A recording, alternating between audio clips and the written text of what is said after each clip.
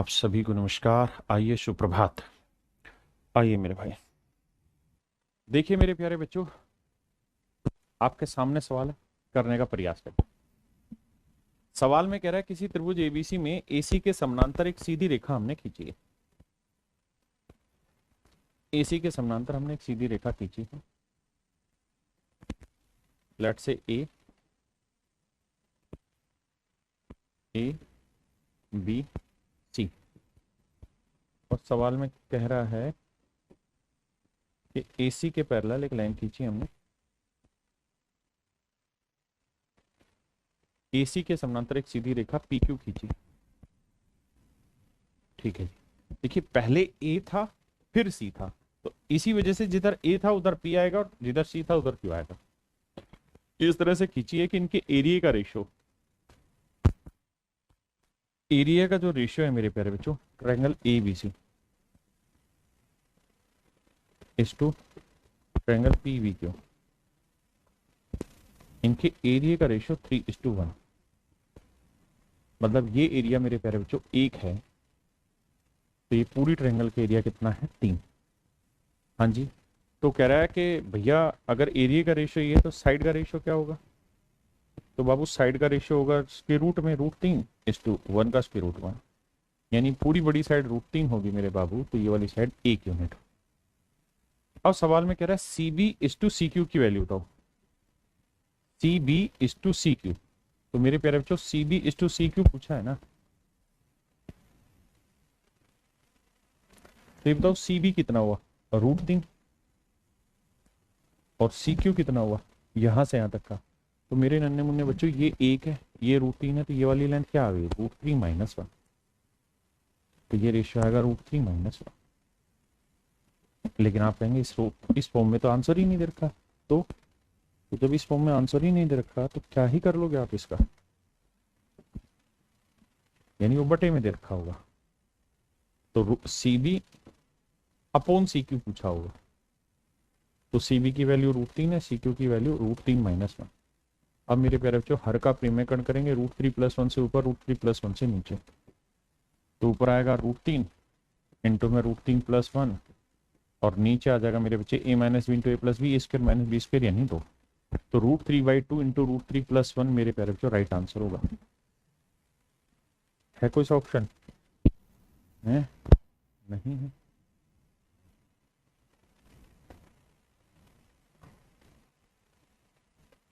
Answer कहाँ नहीं है? √3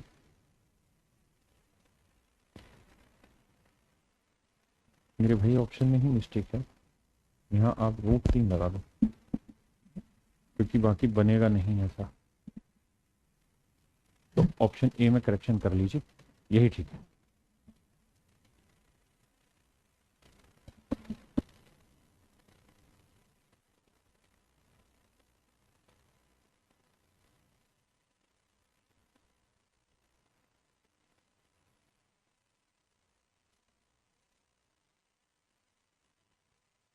कैसी आ रही है एक बार जल्दी से बच्चों बताना, बात कैसी आ रही है? साउंड प्रॉब्लम आ रही थी, तो अब ओके है कि नहीं है? जल्दी से बताओ। हाँ, वॉइस प्रॉब्लम थी, दूर कर दी प्रॉब्लम। जल्दी से कमेंट करो, अब वॉइस कैसी आ रही है? अब ओके। देखिए मेरे बच्चे इस सवाल में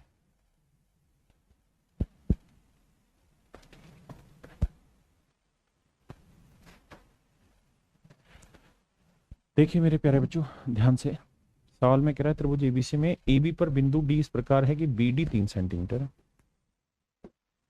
कह रहा जी ये कोई ट्रायंगल है, लेट्स से इसके नाम है एबीसी।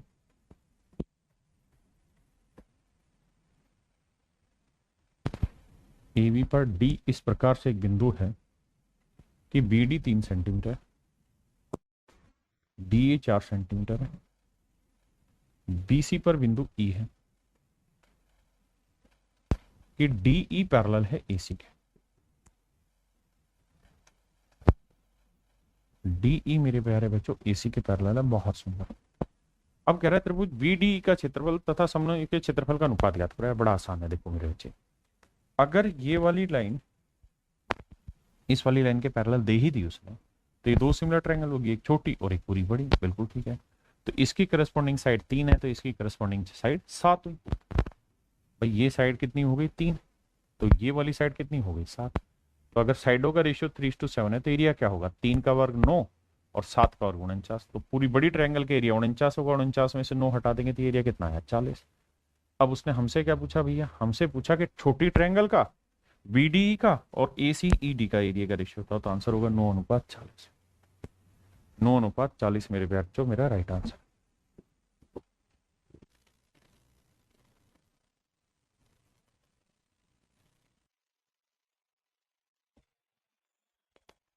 देखिए मेरे भाई सवाल में कह रहा है ट्रायंगल एबीसी में भुजा एबी और एसी पर क्रम से बिंदु एबी और एसी इस प्रकार हैं।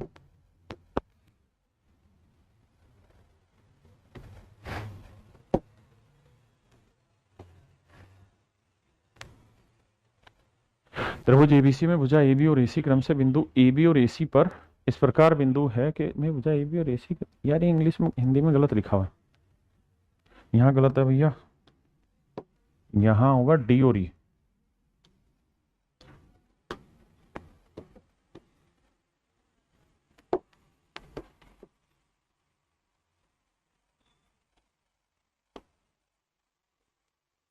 तो कह रहा है डी और ई बिंदु इस प्रकार हैं ए बी पर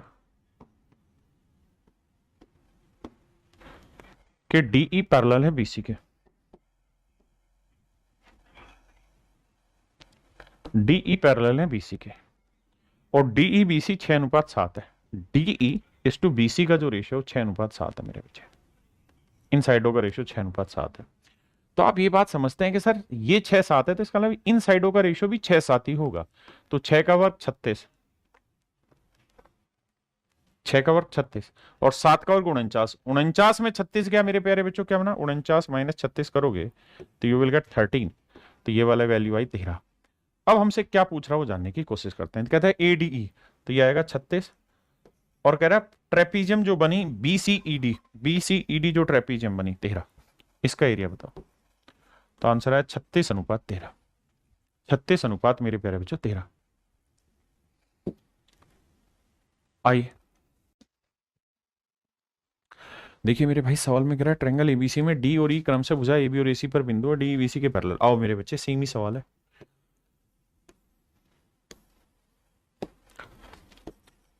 ए बी सी कह रहे एबीसी में ट्रायंगल न भुजा ए बी और एसी पर बिंदु डी और ई, डी और ई। आपने कहा जी ओके रिपोर्ट है। बीसी बाबू 8 सेंटीमीटर है, डीई मेरे बच्चे 5 सेंटीमीटर है। अब ये बताइए अगर ये 5 है तो ये वाला एरिया 25 होगा, बिल्कुल ठीक है 25 यूनिट होगा। और पूरी बड़ी ट्रायंगल के एरिया 8 का वर्ग कितना होगा 64, यानी पूरी बड़ी ट्रायंगल के एरिया 64 यूनिट होगा। तो छोटी वाली का एरिया 25 यूनिट, जबकि छोटी वाली का जो एरिया बता रहा है वो बता रहा है 45 वर्ग सेंटीमीटर। तो मेरे भाई 25 यूनिट 45 है तो 1 यूनिट 45/25, तो 64 यूनिट की वैल्यू कितनी, ये मेरे सवाल का आंसर होगा। हाँ है ना, आप कहें जी कैलकुलेशन बहुत होगी, देखो होगी तो होगी, करें क्या, डिजिटल सम अप्लाई कर सकते हैं। 5 5 25, 5 9 45। अब 9 चौक 36, 9 6 54 और 3 57 बटे 5 करेंगे। अब आपको दिखाई देगा 5 एकम 5, 5 एकम 5, 5 5 25 और 5 2 10, 115.2 कहीं है तो वो मेरा राइट और डायरेक्ट आंसर है। हाँ है ना, हर सवाल आसान नहीं होगा। जीपी में इनफाइनाइट टर्म नहीं निकाल सकते पी शर्मा भाई।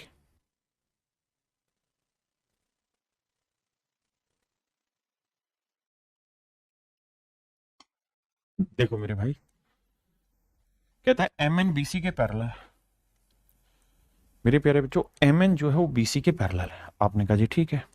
चतुर्भुज M B C N okay का क्षेत्रफल 130 वर्ग सेंटीमीटर, इसका एरिया 130 सेंटीमीटर स्क्वायर है। A N is to N C, A N is to N C का रेशियो 4:5 है, मतलब ये साइड 4 है ये साइड 5 है, ये साइड 5 है तो ये 9 होगी। भाई in corresponding A N is to N C का रेशियो 4:5 है, मतलब ये साइड 4 तो ये 5, तो पूरी होगी 9। और अगर पैरेलल है तो दो सिमिलर होगी, तो 4 का वर्ग हुआ मेरे बच्चे 16 और 9 का वर्ग हुआ 81। 81 में से 16 घटा दो तो 11 में से 6 गया 5 और भैया 7 में 6 में से 1 गया 5, 55। हैं 5 6 11 5 1 6 75 65 ठीक है, क्योंकि 7 में से 1 गया 6 आना था 65। तो ये वाला एरिया है 65 मेरे प्यारे बच्चों, समझते हैं मेरी बात को। तो मेरे भाई ये 65 यूनिट 130 को रिप्रेजेंट कर रहा है, तो भाग दोगे 1 यूनिट की वैल्यू 2, तो 16 यूनिट की वैल्यू 16 गुना 2 कितना है 32। तो आंसर है 32 वर्ग सेंटीमीटर। हाँ है ना, ये मेरा आंसर होगा। आइए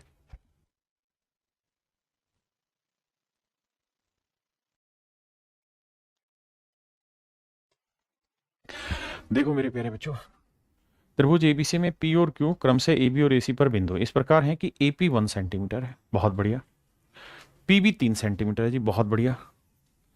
ए क्यू 1.5 सेंटीमीटर है, सुभान अल्लाह। सी क्यू भैया 4.5 सेंटीमीटर है। समझ ही गए अब आप, क्या समझ गए कि सर रेशियो 1:3 है, 15 3 45, ये रेशियो भी 1:3। अगर ये रेशियो सेम आ रहे हैं तो इसका मतलब मेरे प्यारे बच्चों पी क्यू जो है वो बेसिकली पैरेलल होगी बीसी के, और पैरेलल है तो करस्पॉन्डिंग साइड्स का रेशियो सेम होगा, बिल्कुल। तो कह रहा है ए पी क्यू का एरिया, अब हमें इनकी जरूरत नहीं है, अब हमें देखना है कि ये साइड की लेंथ 1 है तो पूरी बड़ी साइड की लेंथ होगी 1 और 3 4, तो 1 का वर्ग 1 हुआ, तो इस ट्रायंगल का एरिया 1 यूनिट है, तो पूरी का 4 का वर्ग 16, 16 में से 1 गया मेरे प्यारे बच्चों, क्या आया 15। हाँ जी।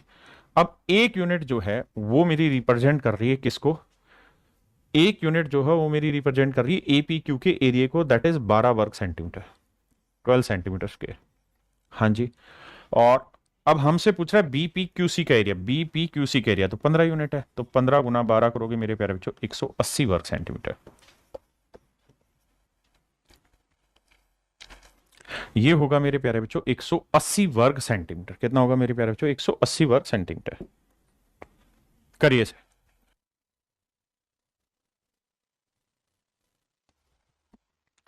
देखिए मेरे प्यारे बच्चों,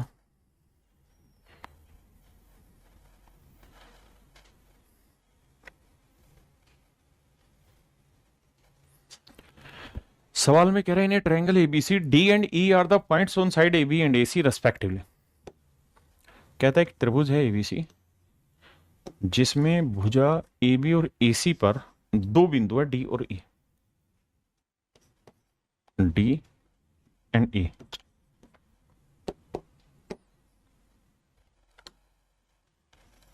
बहुत सुंदर जी। अब देखिए मेरे प्यारे बच्चों क्या है, सवाल में कह रहा है ए और ये दोनों पैरेलल है, F is a point on A E, नहीं ये तो कुछ और कह रहा है, डी ई पैरेलल है बीसी के। अब कह रहा है कि F is a point on A E, A E के ऊपर कोई बिंदु है एफ, बहुत शानदार। इस तरीके से है कि ए ई पे एफ बिंदु है such that D F is parallel to B E. Okay, D F is parallel to B. देख के याद आया होगा आपको सवाल, आपने यहां सर याद आया, डी एफ पैरेलल है बी के। साथ में कह रहा है ए एफ की लेंथ है 1.6, ए एफ की लेंथ है 1.6, सी ई की लेंथ है 6, ये लेंथ है 6, ये दे रखा भैया, ए एफ की लेंथ है 1.6, सी ई की लेंथ है 6। Then the ratio of triangle A D E is to trapezium B D E C. Okay, देखिए मेरे प्यारे बच्चों ए एफ की लेंथ है 1.6, यानी ये लेंथ है 1.6 यहां से यहां तक की। हाँ जी, और ये लेंथ है मेरे प्यारे बच्चों कितनी, 6 यहां से यहां तक की। सी ई की लेंथ रखी 6 और ए एफ की लेंथ है 1.6। करिए मेरे प्यारे बच्चों सवाल।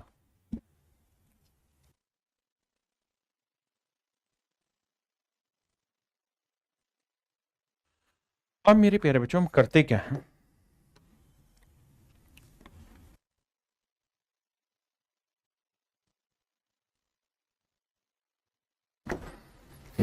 देखिए मेरे नन्हे मुन्ने प्यारे बच्चों, सवाल में कह रहा है क्या कि यार मैं जिस चीज पे हाईलाइट करूंगा उसी पे नजर दौड़ानी है। देखो यार ये लाइन और ये लाइन दोनों आपस में पैरेलल दे रखी है। आप कहेंगे हाँ, अगर मेरे प्यारे बच्चों ये दोनों लाइनें पैरेलल हैं तो जो रेशियो इसका इससे होगा वही रेशियो इसका इससे होगा। आपने कहा ठीक है, ये बात पल्ले पड़ रही है। इसका मतलब मैं ये कह सकता हूं कि ए डी बटे डी बी AD बटे DB का रेशियो वही होगा जो AF का FE से होगा। तो AF की लेंथ है 1.6 और FE की लेंथ है x। बिल्कुल ठीक है। किसी भाई ने कोई लोड आ गया थे? नहीं। अब आगे आते हैं। अब मैं आपसे कुछ और जानना चाह रहा हूं। अब मैं ये कहना चाह रहा हूं आपको कि अब आप मुझे ये बताओ, ये वाली लाइन और ये वाली लाइन आपस में पैरेलल है? आपने कहा पैरेलल है, बल्कि मैं कहो तो मिटा लो इन्हें, मिटा ही देता हूं। अब आप शायद अच्छे समझ पाओगे, अगर ये दोनों ही लाइनें आपस में पैरेलल हैं तो जो रेशियो इस साइड का इस साइड से होगा वही रेशियो इस साइड का इस साइड से होगा। आप कहेंगे बिल्कुल ठीक बात है। तो मेरे बच्चे मैं कहूं कि AD बटे DB का रेशियो बताओ, AD बटे DB का रेशियो बताओ, तो आप कहेंगे सर ये होगा 1.6 प्लस x अपॉन में 6। हाँ है ना? बिल्कुल ठीक है। अब 6 को इससे गुना करेंगे, 16 चिक्के 96, 9.6। x को इससे गुना करेंगे 1.6x प्लस x स्क्वायर, या x इंटू 1.6 प्लस x। आप कहें बात समझ में आ गई? अब मेरे प्यारे बच्चों मैं कुछ कहना चाह रहा हूं, उस बात को ध्यान से समझना। और वो बात ये, अब आपको ऐसे दो नंबर ढूंढने हैं। देखिए, या तो क्वाड्रेटिक इक्वेशन बनाइए या ऐसे दो नंबर ढूंढिए जिन्हें मल्टीप्लाई करें तो आए 96, और उनका जोड़ या एक नंबर उनमें जो हो वो मतलब उनके बीच का जो डिफरेंस आए वो 16 से सेट हो रहा हो। तो आप कहेंगे सर 16 से सेट हो रहा हो तो क्या लिया जाए? आप बताओ क्या वैल्यू ली जाए कि सेट हो जाए? बताओ x की क्या वैल्यू लें कि सेट हो जाए?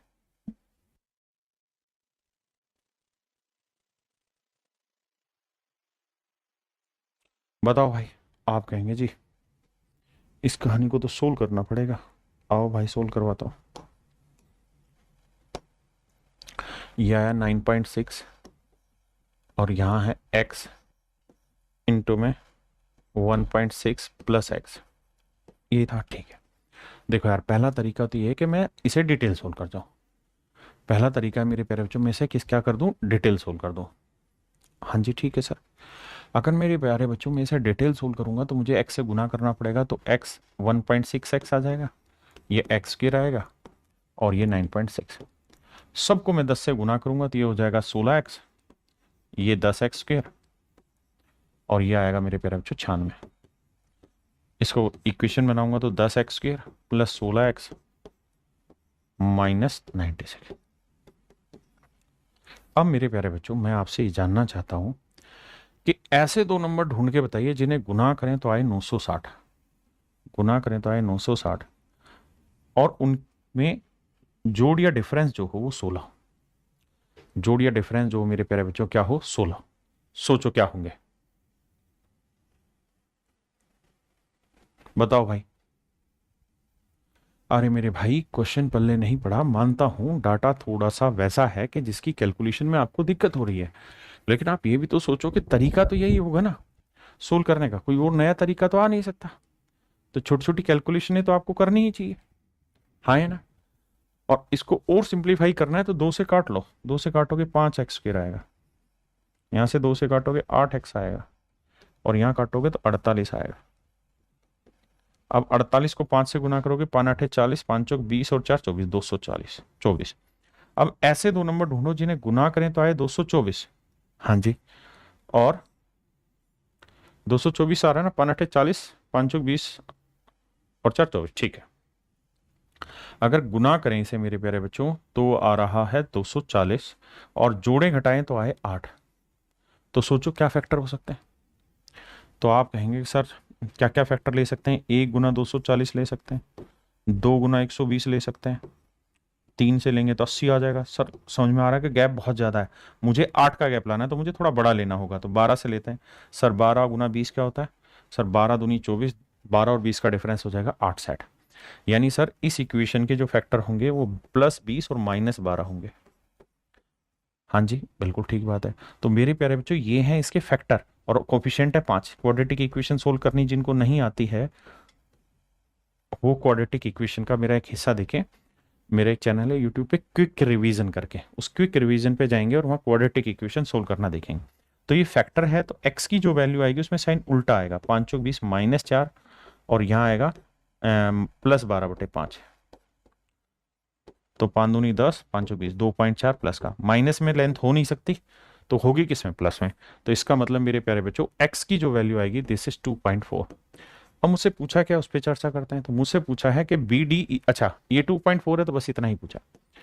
अब ये बताओ, ये 2.4 है, ये 1.6 है, जोड़ेंगे तो कितना आएगा, 2 और 1 3 4 है, तो ये लेंथ आ गई मेरे प्यारे बच्चों 4। और ये लेंथ क्या है, 6, तो 4 और 6 लेंथ कितनी होगी, 10। तो एरिया का साइड का रेशियो लेंगे, 2 दूनी 4, 2 5 10, तो साइड की लेंथ का रेशियो 2 5 है, तो एरिया होगा 2 का वर्ग 4, तो 5 का वर्ग 25, 25 में 4 गया, तो मेरे प्यारे बच्चों ये लेंथ आ गई 21। तो 4:21 मेरे प्यारे बच्चों एरिया का रेशियो हो जाएगा। 4:21 मेरे भाई एरिया का रेशियो हो जाएगा। चलिए जी, करिए नेक्स्ट पे।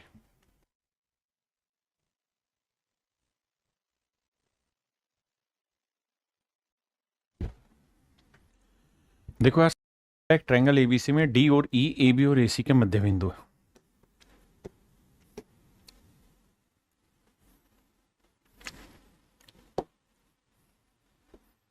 ए बी और एसी के मध्य बिंदु है मेरे प्यारे बच्चों डी और ई,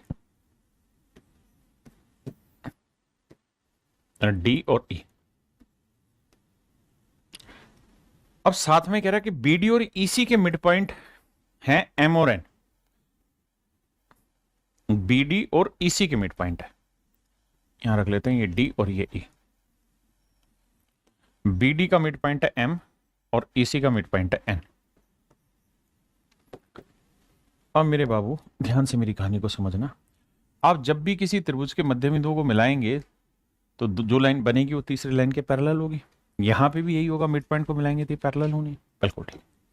अब सवाल में ये कह रहा है कि भैया इनके एरियाज का रेशियो बताओ। तो मेरे बच्चे एक बात बताओ, ये पूरी बड़ी ट्रायंगल है, हाँ जी साहब, इस पूरी बड़ी ट्रायंगल में पूरी बड़ी साइड का मिड पॉइंट डी था, तो मतलब अगर ये लेंथ 1 होगी तो ये वाली लेंथ भी क्या होगी, 1। लेकिन इसका भी मिड पॉइंट लेना है, तो बेटर तरीका ये है कि इसे ले लो 2 और इस लेंथ को भी ले लो 2, तो 2 का मध्य बिंदु लोगे तो ये लेंथ 1 आ जाएगी और ये लेंथ भी 1 आ जाएगी। फिर से समझाता हूं भाई, पूरी बड़ी ट्रायंगल की जो साइड है एसी, इसका मिड पॉइंट है ई, यानी जितनी भी इसकी लेंथ लोगे उसका आधा ई लेना होगा, और फिर जो बचा उसका आधा एन लेना होगा, क्योंकि एन भी मिड पॉइंट है। अब हमें यह करना चाहिए यहां कि भैया ये साइड अगर मैं 2 लेता हूं तो ये वाली साइड मेरी, मेरे प्यारे बच्चों, आ जाएगी 3, और ये वाली साइड मेरे प्यारे बच्चों मेरी आ जाएगी 4। अब अगर आप इतनी बात नहीं समझ पाए तो दोबारा एक्सप्लेन करता हूं कि भाई अगर ये ट्रायंगल है और अगर इसकी पूरी साइड की लेंथ में 4 ले लूं, और मैं कह रहा हूं कि इस साइड के मिड पॉइंट मिलिए, तो ये लेंथ आ गई 2, तो ये भी कितनी बची, 2। अब मैं कह रहा हूं कि इसके भी मिड पॉइंट ले दिया, तो 2 का आधा ये 1 हुई, ये 1 हुई, तो मतलब ये लेंथ 3 होगी और ये लेंथ 4 होगी। यही तो किया है बाबू। अब भाई सिमिलर है तो एरिया क्या होगा, 2 का वर्ग 4, 3 का वर्ग 9, 9 में से 4 गया अपना 5, ये 4 का वर्ग 16, 16 में से 5 और 4 9 गया, तो एरिया है 7। तो इसका 4 होगा तो इसका 5, इसका 7, और यही पूछा है कि भैया इन क्वाड्रिलेटरल्स के एरिया का रेशियो बताओ। तो आंसर होगा मेरे प्यारे बच्चों 4:5:7, 4:5:7। आइए भाई,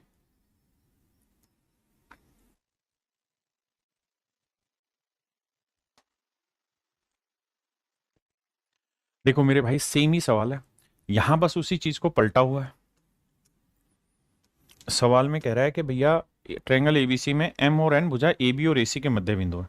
एम जो है पूरी ए बी का मिड पॉइंट है, मतलब ए बी की लेंथ 2 लूंगा तो ये वाली लेंथ मुझे लेनी होगी 1। और कह रहा है कि डी जो है वो ए एम का मिड पॉइंट है, तो मैं क्या करता हूं, इसको 1 ले लेता हूं पहले ही। आपने कहा ठीक है, तो मेरे प्यारे बच्चों मैंने ये लेंथ ले ली 1, ये लेंथ ले ली मेरे प्यारे बच्चों मैंने 2, और ये जो लेंथ होगी ये मेरी बच्चे कितनी हो जाएगी, क्योंकि एम मिड पॉइंट है तो जितनी ये होगी इतनी, तो ये हो जाएगी 4। हाँ है ना, सिंपल बात, कुछ अलग नहीं है। अब क्या कह रहा है, तो भैया 1 का वर्ग 1, 2 का वर्ग 4 में 1 गया 3 आया, ये 4 का वर्ग 16, 16 में से 3 और 1 4 गया, तो ये कितना आया 12। अब कह रहा है भैया कि M N C B, M N C B का area 12, A D E, A D E का एरिया 1, और फिर कह रहा है मेरे बच्चे DEMN, DENM होगा, DEMN नहीं, गलत लिखा हुआ। DEMN कैसे होगा? MEB पे होगा, NAC पे, ठीक है। तो ये होगा DENM। DENM का एरिया है मेरे बच्चे 3, तो आंसर आएगा 12, 1, 3। Option A is your right answer. आइए मेरे बाबू इस सवाल पे।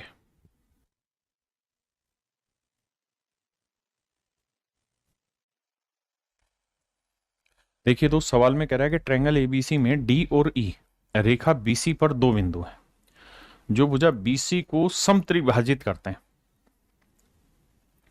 समत्रिभाजित करते हैं। समत्रिभाजित का मतलब होता है मेरे प्यारे बच्चों 3 बराबर हिस्सों में बांटने वाले। इंग्लिश में बोलें तो ट्राइसेक्ट। कहता है जी समत्रिभाजित करते हैं, 3 बराबर हिस्सों में बांटते हैं। आओ मेरे बाबू,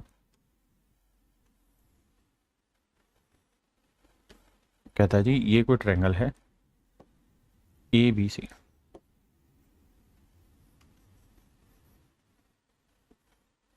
कहता है जी इसमें D और E 2 बिंदु हैं, एक बिंदु है D और एक बिंदु है E, और ये इस तरीके से हैं कि ये पूरी ट्रायंगल मतलब इसको 3 इक्वल एरिया में बांट देते हैं। M और N भुजा AB और AC पर बिंदु है, यहां कोई पॉइंट है M और यहां कोई पॉइंट है N। AB और AC पर इस तरीके से हैं कि DN और ME इनको मिलाया जो कहां पे मिल रहे हैं? O पे मिलते हैं। बहुत बढ़िया।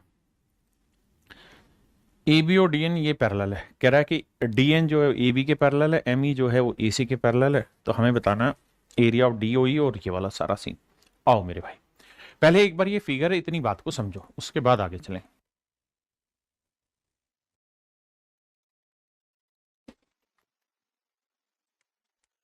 अब देखिए मेरे भाई, कह रहा है कि ट्राइसेक्ट कर रहा है। ट्राइसेक्ट का मतलब होता है 3 बराबर हिस्सों में बांटना, यानी ये लेंथ 1 है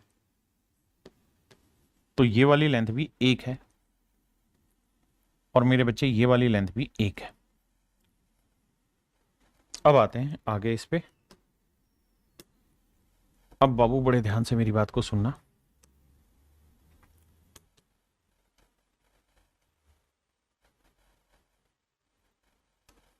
एक बात बताना यार, अगर मैं आपसे ये कहूं कि भैया ये वाली लाइन और ये वाली लाइन आपस में पैरेलल है, ये दोनों लाइनें आपस में पैरेलल है, और थोड़ी देर के लिए इस वाली लाइन को मैं हटा रहा हूं। अगर ये दोनों लाइनें आपस में पैरेलल है, कौन कौन सी? अबे मान जा, ये वाली भैया और ये वाली, अगर ये दोनों ही लाइनें आपस में पैरेलल हैं तो मेरे प्यारे बच्चों जो रेशो इस साइड का इस साइड से होगा वही रेशो इस साइड का इस साइड से होगा। बिल्कुल। और मेरे भाई इनकी साइड्स का जो रेशियो होगा उसका स्क्वायर करोगे तो इनके एरिया का रेशियो होगा। बिल्कुल ठीक है। देखिए ज्योमेट्री थोड़ा सा फील करने का सब्जेक्ट है, तो ध्यान देना। ये साइड की लेंथ कितनी बनी यहां से यहां तक की? तो आप कहोगे 1 और 1 2। तो ये वाली साइड की लेंथ कितनी बनी मेरे बच्चे यहां से यहां तक की? तो 3। तो मेरे प्यारे बच्चों ये समझो कि ये साइड की लेंथ है 2 और ये जो साइड की लेंथ है ये 3। तो इसका मतलब मेरे भाई ये हुआ कि अगर मैं इनके एरिया का रेशियो निकालूंगा तो 2 का वर्ग कितना आएगा? 4, और 3 का वर्ग कितना आएगा? 9। तो पूरी बड़ी ट्रायंगल के एरिया आया 9। पूरी बड़ी ट्रायंगल के एरिया आया 9। हमसे पूछा क्या था? पूरी बड़ी ट्रायंगल एबीसी का एरिया, तो इसका एरिया आया मेरे बच्चे 9। अगर इसका एरिया में, अरे रुको भाई, इसका एरिया में 9 मान रहा हूं पूरा, तो ये 4, तो ये टोटल एरिया कितना बना? 5। आपने कहा हाँ ये बात समझ में आती है कि ये एरिया 4 होगा तो ये 5, पूरी ट्रायंगल के एरिया होगा 9। अब भाई रुक,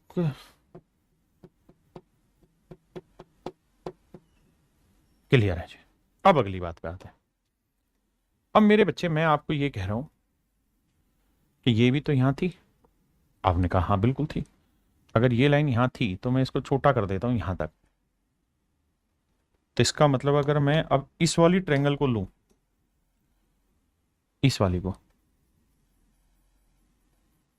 इस वाले ट्रायंगल को लूं मेरे प्यारे बच्चों, तो मुझे एक बात बताना, ये वाली जो लाइन है ये इस वाली लाइन के पैरेलल है? बिल्कुल है।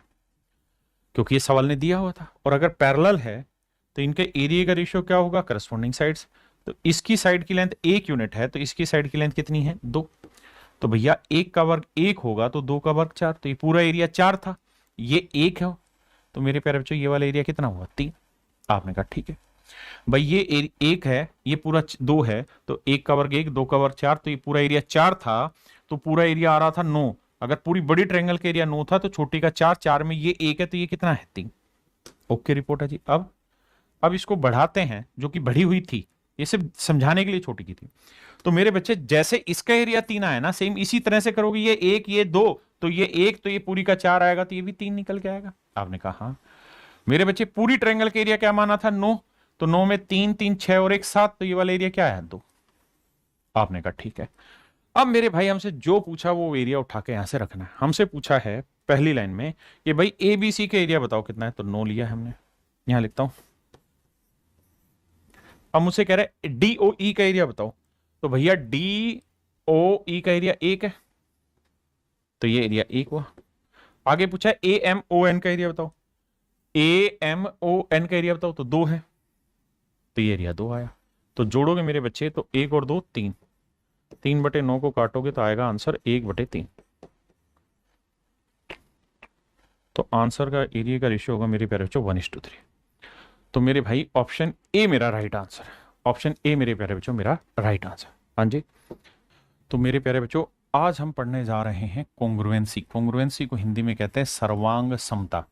सर्वांग समता का मतलब होता है जब दो चीजों का सर्व अंग यानी हर चीज आपस में बराबर हो जाए, वो सर्वांग सम कहलाते हैं। यानी हर एक चीज, छोटी से छोटी चीज इक्वल आ जाए, तो मेरे प्यारे बच्चों सर्वांग सम कहलाते हैं। Two triangles are said to be congruent to each other if on placing one over the other they exactly coincide. मतलब जैसे ये कोई ट्रायंगल है, ये मान लीजिए कोई ट्रायंगल है, ठीक है जी, और ये कोई दूसरी ट्रायंगल है, ये दोनों की दोनों कॉन्ग्रुएंट है, क्योंकि जब एक दूसरे के ऊपर प्लेस करते हैं ना तो बिल्कुल कोइंसाइड हो जाती, मतलब एक दूसरे के ऊपर सेट हो जाती है ना, तो ये कॉन्ग्रुएंट ट्रायंगल कहलाती है। अब मेरे प्यारे बच्चों बात करते हैं कि टाइप ऑफ कॉन्ग्रुएंसी कौन कौन सी है, कब कब और कैसे कैसे त्रिभुजें सर्वांगसम होती हैं, कब कब और कैसे कैसे त्रिभुजें सर्वांगसम होती है। तो सबसे पहली चीज जो है, सबसे पहली कंडीशन है वो है साइड साइड साइड, यानी जब दो त्रिभुजों की सारी साइडें आपस में इक्वल आ जाए तो मेरे प्यारे बच्चों हम इसे कॉन्ग्रुएंट कहते हैं। यानी ये दोनों साइड इस दो साइड के बराबर, ये तीनों साइड इस तीनों के, ये इसके। तो जब किसी ट्रायंगल की तीनों साइडें आपस में बराबर आ जाती हैं तो वो कॉन्ग्रुएंट कहलाती है, और ये कॉन्ग्रुएंसी की पहली कंडीशन है। कॉन्ग्रुएंसी का जो साइन है मेरे प्यारे बच्चों वो ये वाला है, ये कॉन्ग्रुएंसी का साइन होता है, बराबर का निशान और फिर उड़ती चिड़िया। अब आते हैं दोस्त दूसरी कंडीशन पे। दूसरी कंडीशन होती है मेरे प्यारे बच्चों कि कोई भी दो साइडें आपस में इक्वल हो, दोनों ट्रायंगल्स की, और उन दोनों साइडों के बीच का एंगल इक्वल हो, तब भी दोनों त्रिभुजें सर्वांगसम कहलाती हैं। जैसे ये वाला कोण, ये जो नागिन है, और मेरे प्यारे बच्चों ये वाला कोण, ये जो नागिन है, ये दोनों ही आपस में बराबर हो, और इसके अगल बगल की साइड और उसके अगल बगल की साइडें बराबर, जैसे ये साइड उस सिंगल के बराबर, ये डबल वाली डबल के बराबर, तो भी मेरे प्यारे बच्चों कॉन्ग्रुएंट होती। पहली कंडीशन क्या सिखाई, मुश्किल नहीं, आसान है, सुनोगे तो, छोटी छोटी तो बातें हैं भाई। ये सारी चीजें हम अब क्यों पढ़ रहे हैं, ये सब तो हमें पढ़ना चाहिए था उस समय जब आपकी बारी थी पेपर में पढ़ने की। हाँ है ना, इस बात को समझ रहे हो कि नहीं समझ रहे। तो मेरे बच्चे इस बात को समझो जो मैं आपको कहना चाह रहा हूं कि कॉन्ग्रुएंसी दो तरीके से प्रूफ होती है। सबसे पहली मेरे प्यारे बच्चों, तीनों साइडें बराबर हो जाए। दूसरी मैंने कहा कि जब एक एंगल इक्वल हो और उसके अगल बगल की दोनों साइडें बराबर हो, तो भी मेरे प्यारे बच्चों दोनों ट्रायंगल कॉन्ग्रुएंट प्रूफ हो जाता है।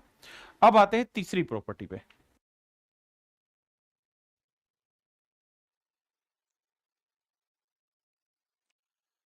देखिए भाई, अगर दो एंगल आपस में इक्वल हो और उनके बीच की साइड इक्वल हो, तो मेरे प्यारे बच्चों ये भी कॉन्ग्रुएंट कहलाती हैं। यानी कोई दो एंगल इक्वल हो और उनके बीच की साइड इक्वल हो तो भी कॉन्ग्रुएंट कहलाती हैं। जैसे ध्यान देना, ये वाला कोण और ये वाला कोण बराबर है, ये वाला एंगल और ये वाला एंगल बराबर है, और इन दोनों ही एंगल में एक कॉमन साइड है। हाँ जी, ये वाली कॉमन साइड है, और इन दोनों ही एंगल में ये वाली साइड कॉमन है। तो अगर मेरे प्यारे बच्चों दो एंगल इक्वल हो और उनके बीच की कॉमन साइड भी इक्वल हो तो ये दोनों ट्रायंगल भी कॉन्ग्रुएंट होती हैं एंगल साइड एंगल। फिर से रिवाइज कराता हूं। पहली कहानी बताई कि जब दो ट्रायंगलों की सारी साइडें इक्वल हो तो भी ट्रायंगल कॉन्ग्रुएंट होता है। दूसरा, जब दो साइडें इक्वल हो और उनके बीच का एक एंगल इक्वल हो तो भी कॉन्ग्रुएंट होता है। तीसरा, जब दो एंगल इक्वल हो और मेरे प्यारे बच्चों उनके बीच की साइड इक्वल हो तो भी ट्रायंगल कॉन्ग्रुएंट होती है। तीन कंडीशन बताइए, S S S, S A S और ए एस ए। अब आप कहोगे सर एक बात बताना, अगर दो एंगल इक्वल हो और उनके बीच की साइड इक्वल हो तो कॉन्ग्रुएंट है, मान ली बात। लेकिन एक ज्ञान की बात बताना हमको सर, कि मान लीजिए ये वाला एंगल है 50 डिग्री, ये वाला कोण है 70 डिग्री, और ये वाली साइड है, इसकी लेंथ है 10 सेंटीमीटर। ऐसे ही मेरे बच्चे एक ट्रायंगल ये वाली,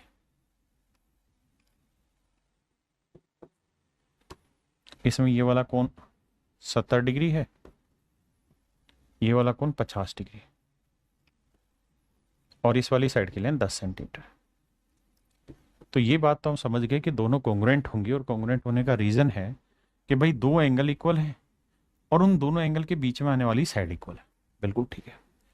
लेकिन सर अब हम एक और नई चीज आपसे जानना चाह रहे हैं, वो ये कि भाई अगर ये दोनों ट्रायंगल आपस में मान लीजिए कॉन्ग्रुएंट है, और ये वाली साइड है 10 सेंटीमीटर, इसकी ये वाली साइड है 10 सेंटीमीटर, ये वाला कोण है 50 डिग्री, ये वाला कोण है 70 डिग्री, ठीक है जी। और मेरे प्यारे बच्चों मैं कह रहा हूं कि ये वाला कोण है 50 डिग्री या 70 डिग्री, ये वाला कोण है 60 डिग्री। अब मुझे बताओ दोनों ट्रायंगल कॉन्ग्रुएंट होंगी या नहीं होगी? आप कहेंगे सर अभी भी हो जाएगी। क्यों? क्योंकि ध्यान दोगे तो ये 70 है, ये 60 है, तो ये निकल जाएगा, और अगर ये निकल गया तो ये 70 60 और ये 50 आएगा, तो 70 और 50 के बीच 10, 70 और 50 के बीच 10 है। तो भाई यहां तो दोनों एंगल इक्वल, ये वाले एंगल और ये वाले एंगल इक्वल नहीं थे, फिर भी ऐसा हो गया। तो मेरे बच्चे इस बात को भी ध्यान रखना कि अगर कोई भी दो एंगल इक्वल आ गए तो ऑटोमेटिकली इसका मतलब है कि तीसरा एंगल बराबर आएगा ही आएगा।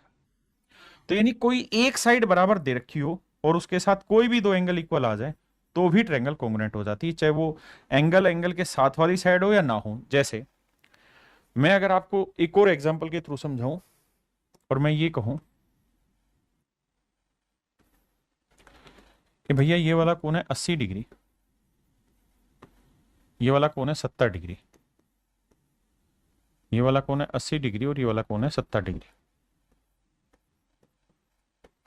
ये साइड 12 सेंटीमीटर है, ये साइड भी 12 सेंटीमीटर है। बताओ मेरे प्यारे बच्चों ये दोनों कॉन्ग्रुएंट हैं या नहीं? तो आपका जवाब होगा कि सर कॉन्ग्रुएंट है। क्यों कॉन्ग्रुएंट है? सर वैसे तो जो साइड इक्वल आ रही है दोनों में, जो दोनों एक साइड इक्वल आ रही है उसके अगल बगल के एंगल तो इक्वल नहीं है, दे नहीं रखे। लेकिन अगर कैलकुलेट करने लगोगे ना तो ये 80 ये 70, तो ये आ जाएगा मेरे बच्चे 30। ये 80 ये 70, तो ये कितना आ जाएगा 30। यानी दो एंगल इक्वल आ गए तो तीसरा अपने आप आ जाएगा, और तीसरा आने से फिर से वही प्रॉपर्टी लग जाएगी, angle side angle, angle side angle. तो तीसरे वाले केस में मोटी बात यह है कि दो एंगल इक्वल हो और एक साइड इक्वल हो, तो वो एंगल आगे हो पीछे हो अगल बगल कहीं पे भी हो, तो भी उस केस में हम कहेंगे दोनों ट्रायंगल कॉन्ग्रुएंट है, सर्वांगसा। अब आते हैं मेरे प्यारे बच्चों, ये चौथा केस वही है जो अभी समझाया कि दो एंगल इक्वल हो एक साइड इक्वल हो। अब आते हैं जी पांचवा जो सबसे जरूरी है, और वो ये कि अगर राइट एंगल दे रखा हो आपको, राइट एंगल ट्रायंगल दे रखी हो, ठीक है जी, और हाइपोटेनियस साइड दे रखी हो, एक हाइपोटेनियस दे रखा हो और एक साइड दे रखी हो, तो भी मेरे प्यारे बच्चों दोनों ही ट्रायंगल कॉन्ग्रुएंट कहलाए जा सकते हैं। जैसे समझाता हूं, मैं आपको कहूं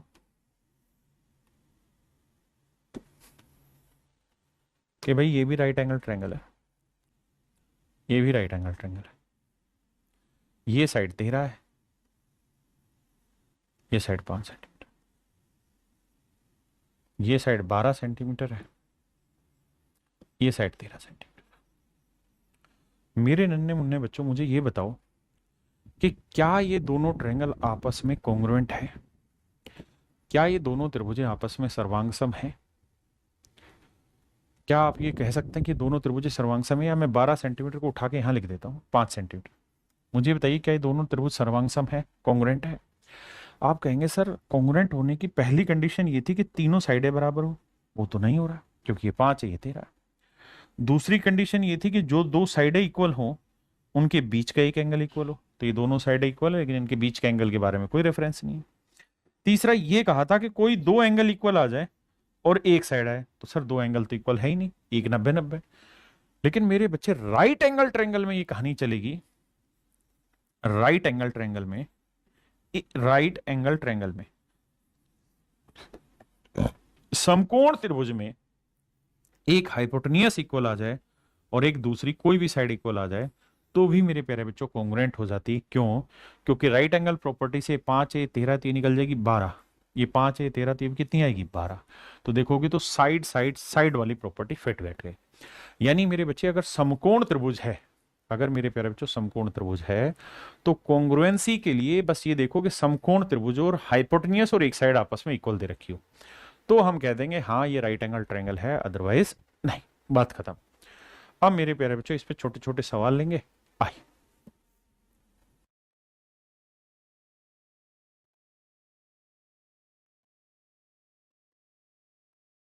पूछ रहा भाई निम्नलिखित में से कौन सा कॉन्ग्रुएंट ट्रायंगल की कहानी है? ये है साइड एंगल साइड, दो एंगल साइड ये भी है, दो साइड इक्वल और एक एंगल ये नहीं है, और तीनों साइड इक्वल हो ये भी है। तो उसने पूछा कौन सा नहीं है? तो सर दो साइड इक्वल और एक एंगल इक्वल हो ये नहीं है। हाँ अगर ये राइट एंगल होता तो सेट हो जाता, लेकिन राइट एंगल तो दे नहीं रखा।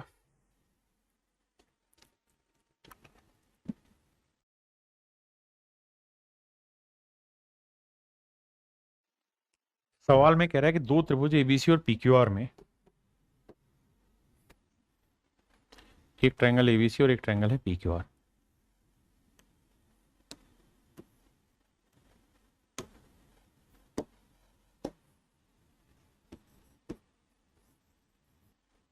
दूसरे ट्रायंगल है मेरे प्यारे बच्चों P Q R. A B और क्यू आर बराबर है, ए बी और क्यू आर मेरे प्यारे बच्चों आपस में बराबर। बीसी और आरपी बराबर है, बीसी और आरपी बराबर है। और कह रहा है सी ए और पी क्यू बराबर है, सी ए और पी क्यू बराबर। तो कह रहा बताओ इनमें से कौन सी कॉन्ग्रुएंट होगी? तो मेरे प्यारे बच्चों एक बात ध्यान देना, यहां ये वाली साइड और ये वाली साइड बराबर है तो इसके सामने वाला एंगल सी और इसके सामने वाला एंगल पी दोनों बराबर हो। ठीक है जी। यहां 3 के सामने ए है तो यहां 3 के सामने वाला एंगल क्यू, यानी ए और क्यू बराबर होना चाहिए।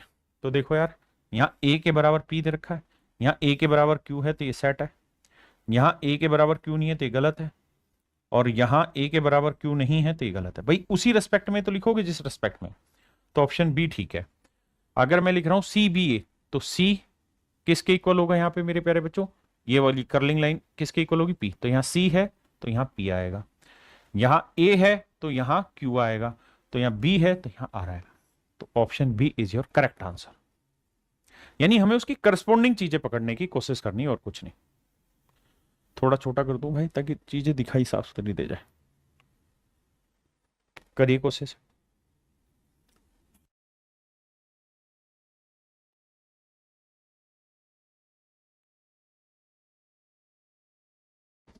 देखिए मेरे भाई, करेक्ट ट्रायंगल एबीसी और एक ट्रायंगल है पी क्यू आर, दिखाया गया है दो त्रिभुज है। यह दिखाने के लिए कि त्रिभुज सर्वांगसम है, किस सर्वांगसम मानदंड का उपयोग किया गया? तो देखो मेरे प्यारे बच्चों तीनों कोण बराबर है, 65 75 40, 65 75 40, और एक साइड इक्वल है, एक साइड इक्वल है। तो हम इसे लिख सकते हैं angle side angle, angle side angle, यानी एंगल साइड एंगल वाला फंडा इस्तेमाल कर सकते हैं। तो option C is your absolute right answer.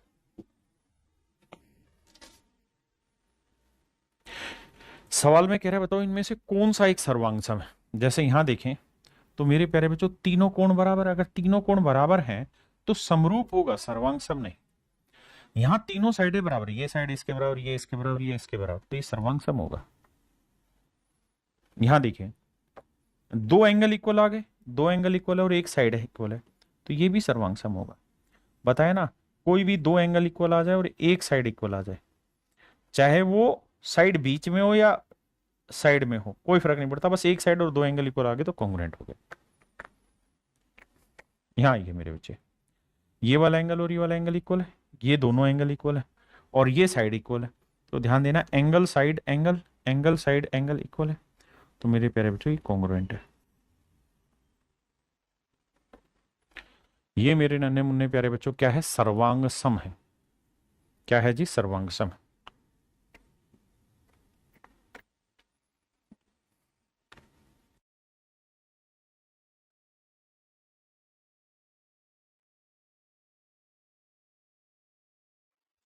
देखिए भाई, कह रहा है ट्रायंगल पी क्यू आर और एसीबी कॉन्ग्रुएंट है, पी क्यू आर और एसीबी कॉन्ग्रुएंट है। धीरे धीरे समझ तैयार करना, पी क्यू आर ए सी पी, बस ध्यान ये देना कि पी और एंगल ए इक्वल है, पी एंगल ए के इक्वल है, क्यू एंगल सी के इक्वल है,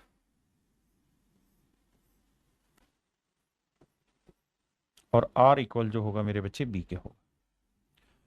तो कह रहा है ए बी किसके बराबर है, तो ए बी कहां, ये रही, तो वाईफाई टावर के सामने ए बी है, तो यहां वाईफाई टावर के सामने क्या लेनी होगी, पी आर, तो यानी ऑप्शन बी के, यानी उस करस्पॉन्डिंग साइड्स की पहचान मजबूत कर रहे हैं हम।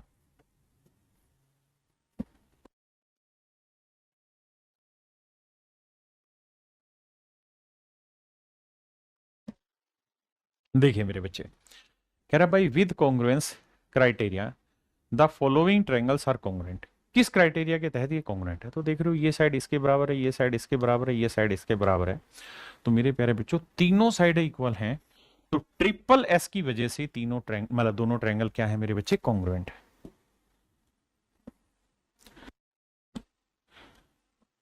करिए मेरे बच्चे, आराम से सवाल पे पढ़ते रहिए, करते रहिए, मैं बिल्कुल बेसिक से चीजें पढ़ाता हूं, धीरे धीरे आपको चीजें क्लियर कराएंगे। ट्रायंगल ए बी सी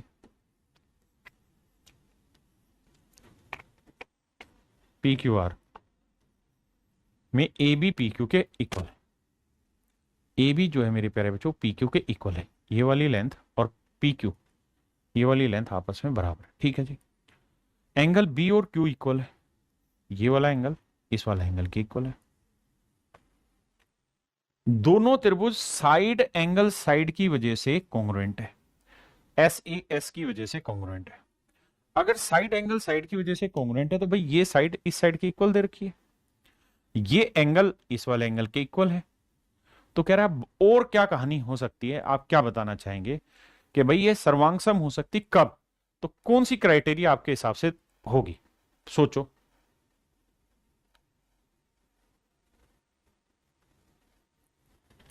तो आप कहेंगे सर एस ए एस का मतलब होता है साइड, उनके बीच का एंगल स्पेसिफिकली, और फिर साइड। देखिए ये वहां तक पहुंचाने के रास्ते हैं, धीरे धीरे आपको वहां तक पहुंचा रहा हूं। तो भैया ये साइड इस साइड की इक्वल हो गई, ये एंगल इस वाले एंगल के इक्वल हो गया, तो तीसरी साइड कौन सी होगी, ये, तो यहां पे भी तीसरी साइड ही होगी, यानी बीसी और क्यू आर जब इक्वल होंगे, बीसी और क्यू आर जब इक्वल होंगे तो मेरे प्यारे बच्चों ये साइड एंगल साइड से कॉन्ग्रुएंट होंगे। करिए,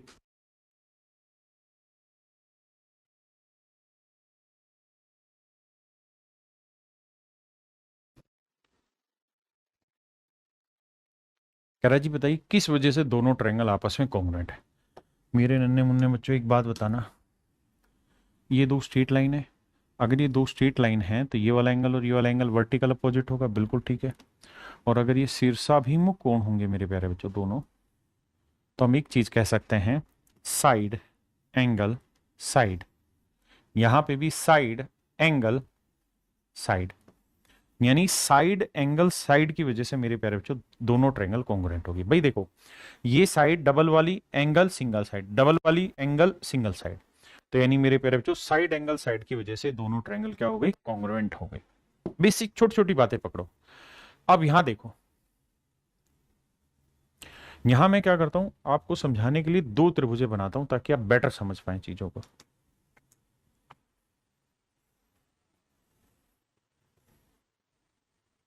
एक ट्रायंगल ये वाली ले लेते हैं भैया, ठीक है,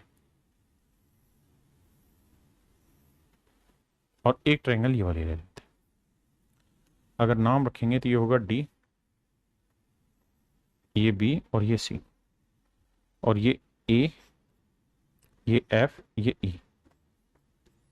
अब कहानी समझना क्या है, कहता है ए बी और एफ सी बराबर है, ए बी ओहो एफ सी बराबर है, यानी यहां से यहां तक की लेंथ अगर 5 सेंटीमीटर है तो कह रहा है यहां से यहां तक की लेंथ भी मेरे प्यारे बच्चों कितनी है, 5 सेंटीमीटर। ऐसा मैं नहीं सवाल कह रहा है, सवाल कह रहा है कि भाई जितनी लेंथ ए बी की होगी उतनी लेंथ एफ सी की होगी। अब मेरे प्यारे बच्चों एक बात बताना कि ये वाली जो लेंथ है इसको मान लीजिए मैंने मान लिया 10, एग्जाम्पल के तौर पे समझाने के लिए, तो ये ए से एफ तक की लेंथ कितनी होगी, 15। आपने कहा ओके, और बी से लेके सी तक की लेंथ भी कितनी होगी, 10 और 5 15। बस मैं यही समझाना चाह रहा हूं कि बेटा मोटी बात ये समझो कि दोनों साइडें भी आपस में बराबर है, ये साइड और ये साइड भी आपस में बराबर है, ठीक है जी। अब ये बात उसने खुद ही कहा कि भाई बी डी और ई एफ बराबर है, यानी ये साइड और ई एफ ये साइड बराबर है। आपने कहा ठीक बात है।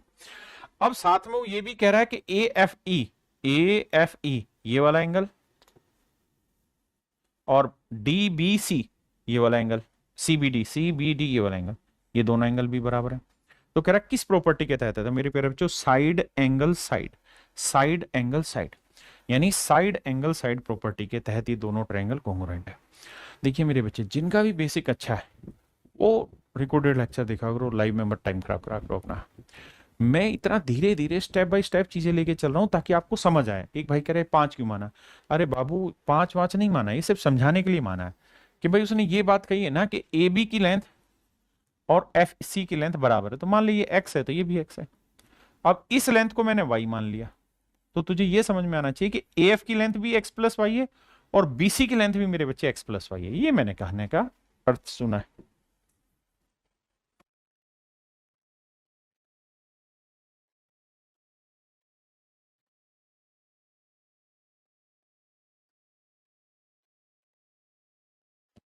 देखो मेरे भाई सवाल में कह रहे हैं in figure if triangle ABC is an isosceles triangle, कह रहा है अगर त्रिभुज एबीसी एक आइसोसेलेस ट्रायंगल है जिसमें ए बी और बी सी दोनों साइडें बराबर है, बी डी और सी डी भी बराबर है, बी डी और सी डी भी आपस में बराबर है, then the congruency criteria by which, तो कह रहा कौन सा ऐसा क्राइटेरिया जिससे हम ये कह सकें कि ट्रायंगल ए डी बी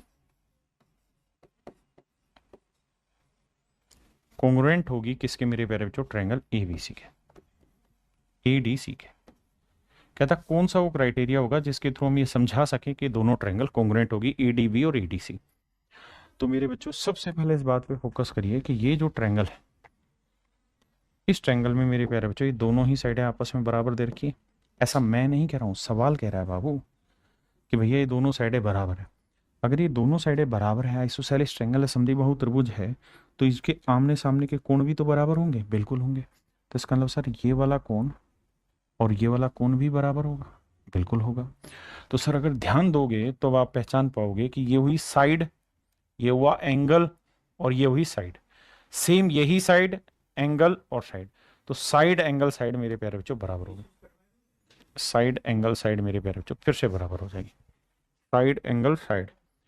अब दो साइडों के बीच का एक एंगल, अब इसमें ये है ही नहीं ऑप्शन में, अरे हाँ इसमें एक चीज और भी है साथ साथ, क्या कि ये तो है ही है साइड एंगल साइड से तो कॉन्ग्रुएंट हो ही रही है, एक चीज और भी ध्यान देना, क्या दोनों ही ट्रायंगल में ये वाली साइड तो कॉमन नहीं हो गई, ये वाली साइड कॉमन भी तो हो गई। आप कहेंगे हाँ सर बिल्कुल ठीक है भाई, छोटी इस वाली ट्रायंगल की अगर मैं बात करूं तो ए बी, और इस ट्रायंगल की मैं बात करूं तो ए सी बराबर है। आपने कहा जी ठीक है, इस ट्रायंगल की साइड बी डी और इस ट्रायंगल की साइड डी सी ये भी बराबर है, बिल्कुल सेट है। और मेरे प्यारे बच्चों एडी जो है वो दोनों ही ट्रायंगल की कॉमन साइड है। आपने कहा हाँ, तो अगर एडी कॉमन है मेरे प्यारे बच्चों तो तीनों ही साइड इक्वल होगी। तो एस एस एस के थ्रू मेरे प्यारे बच्चों ये दोनों ट्रायंगल कॉन्ग्रुएंट हो गई। वैसे साइड एंगल साइड के थ्रू भी कॉन्ग्रुएंट हो रही है।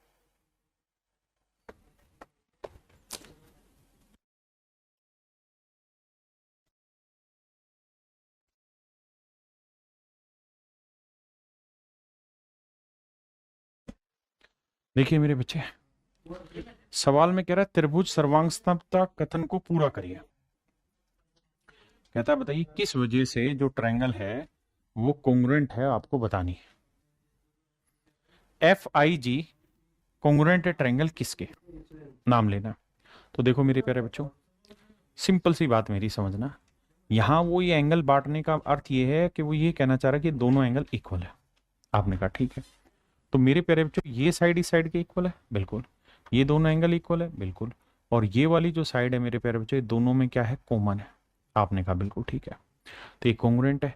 भैया ध्यान देना, ये साइड इस साइड के बराबर है, ये एंगल इस एंगल के बराबर, और ये साइड कॉमन है इस ट्रायंगल में भी और इस ट्रायंगल में भी। तो ये कॉन्ग्रुएंसी की प्रॉपर्टी होगी साइड एंगल साइड की, पहली चीज। अब बात करते हैं कि सर करस्पॉन्डिंग साइड्स की बात करते हैं। तो देखो ये एंगल बाइसेक्टर है, तो इसके सामने वाली ये साइड, इसके सामने वाली ये साइड बराबर होगी। ठीक है जी। दूसरा, ये कॉमन साइड है, तो कॉमन साइड के सामने ये वाला एंगल, और यहां कॉमन साइड के सामने वाला ये एंगल, यानी एफ और एच बराबर होगा। तो पहली बात, एफ और एच बराबर होगा, तो एफ के रेस्पेक्ट में यहां एच लिखा जाएगा। एच के साथ दो है, एक यहां और एक यहां, तो ये दोनों ऑप्शन तो कट गए। अब आते हैं आगे। अब आई, आई के रेस्पेक्ट में क्या है, तो मेरे प्यारे बच्चों एक बात बताना, अगर ये एंगल इस एंगल के इक्वल है, ये वाला एंगल इस वाले एंगल के इक्वल है, तो इसका मतलब ये वाला कोण इस वाले कोण के बराबर ही तो होगा। आपने कहा ठीक है, तो इसका मतलब मेरे प्यारे बच्चों आई जो होगा वो आई के ही इक्वल होगा। और जी है, तो जी किसके इक्वल होगा मेरे बच्चे, तो जी भी जी के ही इक्वल होना है, जी के ही इक्वल होना, क्योंकि दोनों एंगल बाइसेक्टर है। तो option A is your correct answer. Option A मेरे बच्चे करेक्ट आंसर होगा।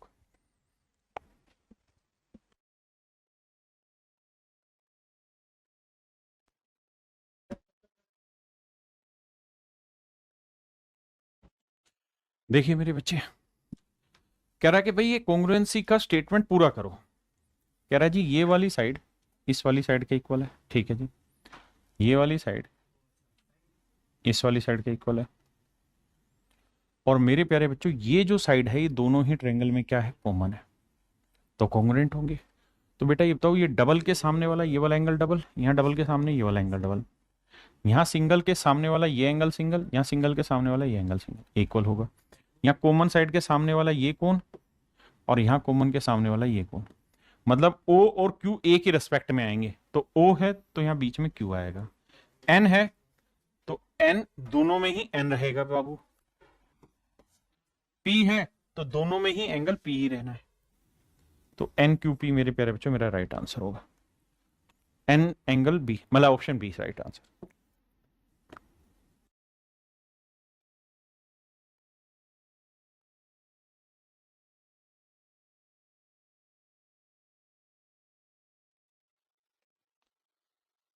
आइए मेरे भाई, देखिए मेरे प्यारे बच्चों, कह रहा है जी ये वाली जो साइड है इस वाली साइड के बराबर दे रखी है, ये वाला जो एंगल है ये इस वाले एंगल के इक्वल दे रखा है। मेरे प्यारे बच्चों स्ट्रेट लाइनें हैं, तो ये हुआ vertical opposite angle, vertical opposite angle, बिल्कुल ठीक है। शीर्षाभिमुख कोण, दोनों त्रिभुज सर्वांग होगी, कॉन्ग्रुएंट होगी, किस प्रॉपर्टी की वजह से, angle side angle, angle side angle की वजह से। बहुत बढ़िया। दूसरी चीज, अब वो ये कह रहा है कि भाई कॉन्ग्रुएंट तो हो गई, ये बात तो आपकी मान ली, लेकिन अब एंगल सेट करके बताओ। तो देखो यार, यहां ई और बी बराबर आ रहे हैं, तो बी के रेस्पेक्ट में आएगा ई, यानी बीच में ई आना चाहिए, और बीच में ई केवल यहीं पे, तो ऑप्शन सी मेरा राइट आंसर है। अब मेरे बच्चे ये इसके बराबर ये इसके बराबर, तो इसका मतलब ये वाला जो एंगल होगा ये इक्वल होगा इसके, तो ए डी के रेस्पेक्ट में आएगा, तो ए के साथ यहां डी आएगा और सी का सी रह जाएगा। तो ये मेरे बच्चे मेरा राइट आंसर होगा।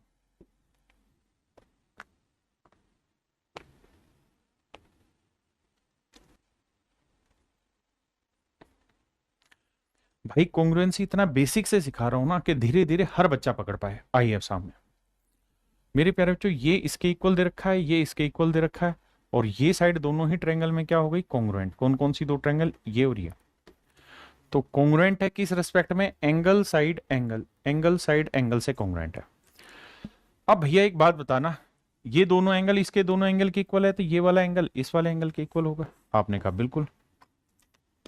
तो आर और टी इक्वल करना है, तो टी है तो यहां बीच में क्या आएगा, आर। अब बीच में आर यहां है वहां है। अब भाई एस ऐसी रह जाएगा, तो ये आएगा एस आर। तो ये एस आर यहां है, यहां तो है ही नहीं, ना यहां है ना यहां है, तो ऑप्शन बी के साथ सेट है। और यू के साथ यू रहेगा, यानी एस आर यू कॉन्ग्रुएंट होगा। किस वजह से होगा, क्योंकि एंगल साइड एंगल दे रखा है।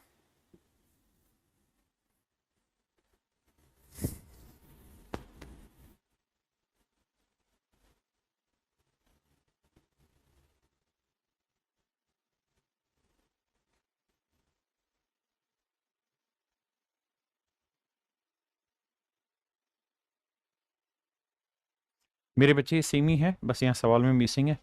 वो ये कह रहा है कि ट्रायंगल जे एम, जे के एम कॉन्ग्रुएंट किसके साथ है, तो सेम उसी तर्ज पे काम करना आपने। यहाँ बस ये ध्यान देना, ये दोनों बराबर दे रखा है, ये और ये बराबर दे रखा है। अगर ध्यान दोगे तो बाबू ये वाली जो साइड है ये दोनों में कॉमन है। हाँ जी, ये दोनों एंगल इक्वल है, तो भाई यहाँ जो तीसरा एंगल होगा ना वो इसके इक्वल होगा। तो जब बनाओगे ना तो ये ध्यान देना कि जे किसके होगा, एल के, तो यहां लिखना होगा एल, पहली बात, मतलब ट्रायंगल का निशान लगा के एल। फिर के लिखा है, तो के वाला एंगल किसके रेस्पेक्ट में इक्वल आ रहा है, एम, तो ये आएगा एम। और यहां फिर एम इक्वल टू आएगा के, तो एल एम के कहीं पे भी होगा, वो मेरा आंसर होगा ऑप्शन डी। उस सवाल में मिसिंग है डाटा, बाकी चीज वही। देखिए अब थोड़ा थोड़ा मैं चीजों को एग्जाम ओरिएंटेशन की तरफ लेके जा रहा हूं। अभी तक जो मैंने पढ़ाया वो सिर्फ और सिर्फ आपको कॉन्सेप्ट सिखाने की कोशिश की। देखो बाबू, सवाल में कह रहा है यदि एबीसी और एडीसी कॉन्ग्रुएंट है, तो देखो ए दोनों में कॉमन दिखा रहा है, ठीक है। बी और डी इक्वल है, मतलब बी और डी इक्वल है, ए इक्वल है ए के ही, और सी इक्वल है मेरे बच्चों सी के, ठीक है जी। अब कह रहा है जी बी ए सी 30 डिग्री, बी ए सी 30 डिग्री, ठीक है जी। ए बी सी 100 है, ये 100, तो मेरे बच्चे ये 100 है, ये 30 है। मुझसे पूछ रहा है ए सी डी बताओ, ए सी डी बताओ। तो ये 30 है, ये 100, 130, तो ये वाला कोण कितना है, 50, और जितना ये होगा उतना ही कोण ये होगा। तो मेरे प्यारे बच्चों ए सी डी की वैल्यू 50 डिग्री हो, तो एंगल सी आएगा मेरे बच्चे 50 डिग्री।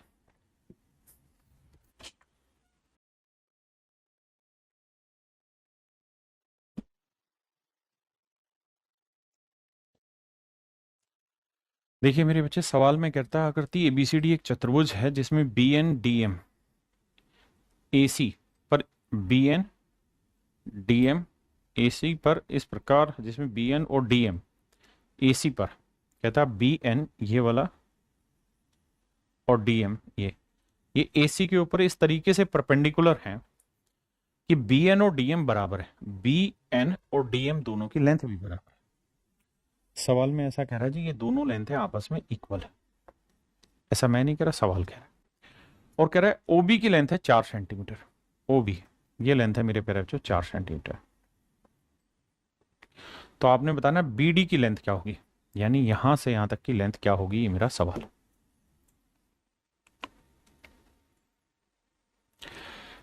तो मेरे बच्चे एक बात बताना, कॉन्ग्रुएंसी के लिए जरूरी क्या बताया आपको, कुछ प्रॉपर्टियां बताई जिस प्रॉपर्टी के तहत सारा गेम घूमना होता है।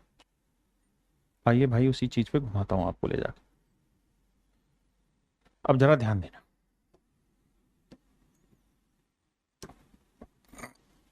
सिर्फ फोकस इस वाली ट्रायंगल और इस वाली ट्रायंगल पे करिएगा, इन दोनों ट्रायंगल पे फोकस रखिएगा। भाई ये वाला एंगल 90 का, ये वाला एंगल 90 का, एक एंगल इक्वल हो गया।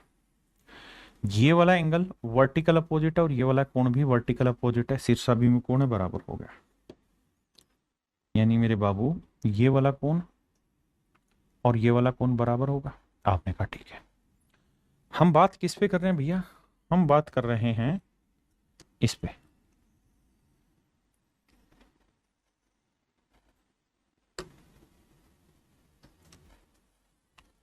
हम बात कर रहे हैं कि इन दो ट्रायंगल्स की, और कहीं जा ही नहीं रहे। ठीक है साहब। अब तो भैया मैं आपको ये कहना चाह रहा हूं कि मेरे बच्चों ये दोनों साइडें इक्वल दे रखी हैं, सवाल ने निकालनी नहीं दे रखी है। ये वाला एंगल और ये वाला एंगल इक्वल होगा, इसे हम वर्टिकल अपोजिट एंगल कहते हैं, शीर्षाभिमुख कोण कहते हैं। ये वाला कोण 90 डिग्री, ये वाला कोण 90 डिग्री, दोनों आपस में बराबर हैं। तो मेरे बच्चे अगर किसी त्रिभुज के दो कोण बराबर हो गए तो तीसरा भी बराबर होगा। हाँ जी सर। तो ये तीसरा कोण होगा तो इसका ये तीसरा कोण बराबर होगा। भाई दो एंगल अगर दो ट्रायंगल के इक्वल हो जाते हैं तो तीसरा ऑटोमेटिकली इक्वल हो जाता है। अब ध्यान दोगे तो दोनों के दोनों त्रिभुज कॉन्ग्रुएंट हो गए। आप कहें कैसे? ध्यान देना मेरी बात पे, कैसे समझा रहा हूं। ये एंगल, ये साइड, ये एंगल, एंगल साइड एंगल, ऐसे ये डबल एंगल, ये साइड और ये एंगल। तो angle side angle, angle side angle की वजह से मेरे प्यारे बच्चों ये कॉन्ग्रुएंट हो गए, और कॉन्ग्रुएंट हो गए हैं तो भैया हर चीज बराबर होगी। तो यहां 90 के सामने वाली साइड 4 है, तो यहां 90 के सामने वाली साइड 4 होगी। भाई कॉन्ग्रुएंट होती है तो चीजें बराबर होती हैं, सिमिलर होती हैं तो चीजों का रेशियो बराबर होता है। तो मेरे बच्चे पूछा था बीडी की लेंथ बताओ, तो बीडी 4 और 4 कितनी होगी मेरे बच्चे? 8 centimetre. Option B is your right answer.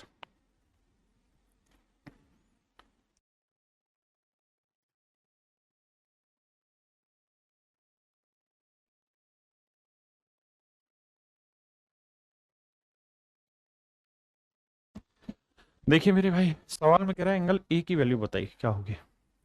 क्या करें भाई? देखो दोस्त, ये 7 सेंटीमीटर है, ये 8 सेंटीमीटर, ये 7 है, ये 8 है, ये 70 है, ये 70 है। तो ये मेरे प्यारे बच्चों कॉन्ग्रुएंट होगा साइड एंगल साइड की प्रॉपर्टी से, कि भाई ये साइड इसके बराबर है, ये साइड इसके बराबर, ये एंगल इक्वल हो गया। अब ये तय है कि यहां 8 सेंटीमीटर के सामने जो एंगल होगा और यहां 8 सेंटीमीटर के सामने जो एंगल होगा इक्वल होगा। तो यहां 8 सेंटीमीटर के आगे है 2x, और वहां 8 सेंटीमीटर के इक्वल आगे है x प्लस 20। इधर लाएंगे तो x, ये आया मेरे प्यारे बच्चों 20 सेंटीमीटर, सॉरी x जो है वो डिग्री में है।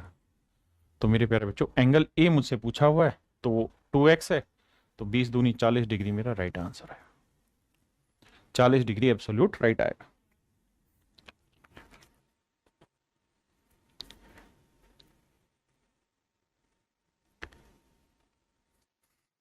देखिए मेरे भाई, यहां 80 डिग्री है, यहां 80 डिग्री है, ये 7 है, ये 8 है, तो side angle side, side angle side से कॉन्ग्रुएंट हो गई, एस ए एस से कॉन्ग्रुएंट हो गई, बिल्कुल हो गई साहब। अब मेरे बच्चे 7 के सामने वाली साइड ना एंगल 3x, और यहां 7 के सामने वाला एंगल x प्लस 60, तो 2x बराबर 60, x की वैल्यू आई 30 डिग्री। अब मुझसे पूछा 2x की वैल्यू बताओ, तो 30 दूनी 60 डिग्री। तो option A is your right answer.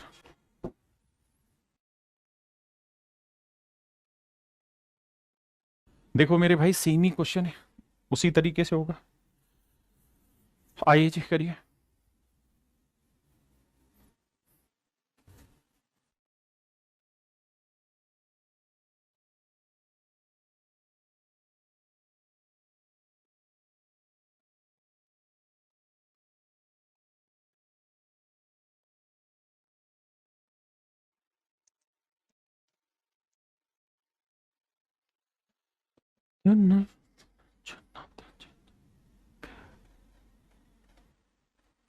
आइए मेरे नन्हे मुन्ने प्यारे बच्चों, सवाल में कह रहा है क्या?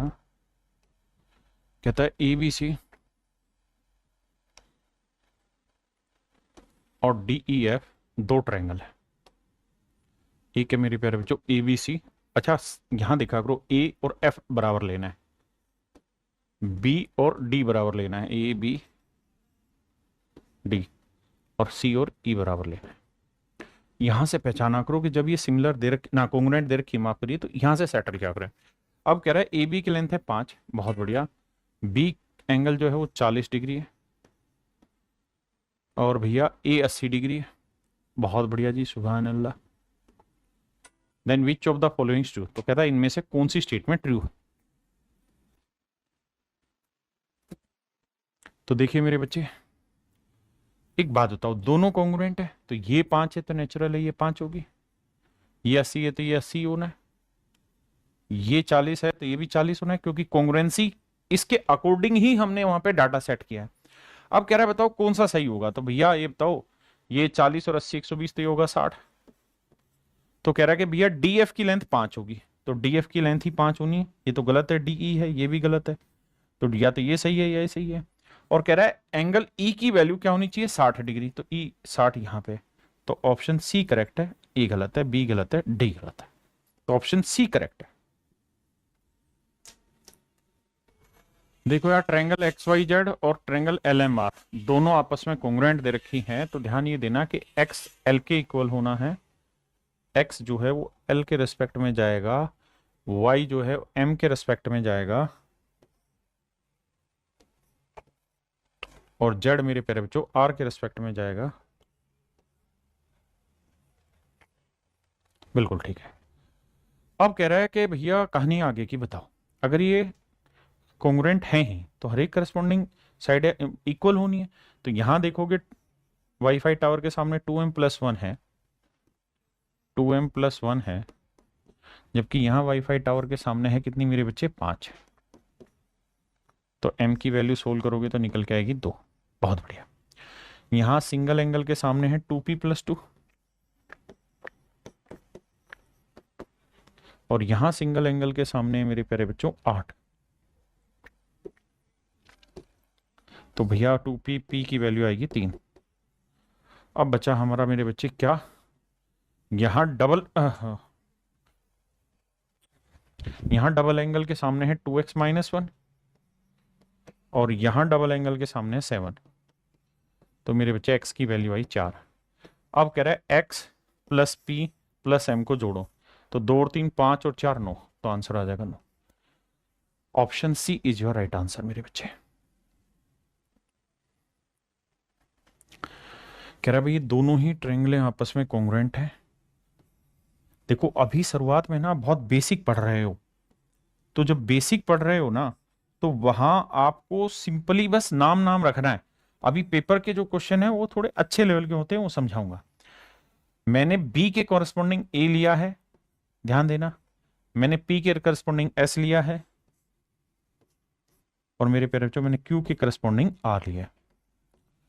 अब कह रहा है ए जो एंगल है, सीधा सीधा मैं लिख रहा हूं, A is 1/3 of R equal to S. ऐसे सवाल में कह रहा है मेरे बच्चे, मैं 1/3, मैं आपसे कह रहा हूं कि यार ए और आर का रेशियो लेके देखते हैं क्या होगा। तो ए, या पहले इसको यहां तक लिखते हैं, A equal to 1/3 of R equal to S. मेरे प्यारे बच्चों मैं सबको के इक्वल मान लेता हूं, रेशियो में ये कहानी समझते होंगे, सबको के इक्वल मान लेता हूं। तो इसका मतलब एस की वैल्यू क्या आ गई, के, ए की वैल्यू भी क्या है बाबू, के। अब मुझे बताओ आर की वैल्यू क्या होगी, तो r/3 इक्वल टू के है, तो आर की वैल्यू आएगी 3 के। आपने कहा हाँ जी, रेशियो निकालोगे तो आएगा 1:3:1। यानी इसका मतलब ये हुआ कि अगर ये वाला एंगल 1 होगा तो ये 3 होगा तो ये 1 होगा, तो रेशियो आएगा ARS का 1:3:1। तो टोटल 1 और 3 4, 4 और 1 5, 5 यूनिट है मेरे प्यारे बच्चों, किसको, 180 को रिप्रेजेंट कर रहा है। तो 1 यूनिट की वैल्यू आएगी 36 डिग्री। तो हमसे पूछ रहा है एंगल क्यू बताइए, तो एंगल क्यू बताना है तो आर के रेस्पेक्ट में होगा, तो आर की वैल्यू है 3, तो 1 यूनिट 36, 36 थी 108। मतलब मेरे प्यारे बच्चों ये वाला एंगल है 108 डिग्री, और आर करस्पोंडेंस है क्यू के, तो ये वाला एंगल भी आएगा 108 degree. Option A is your right answer मेरे बच्चे।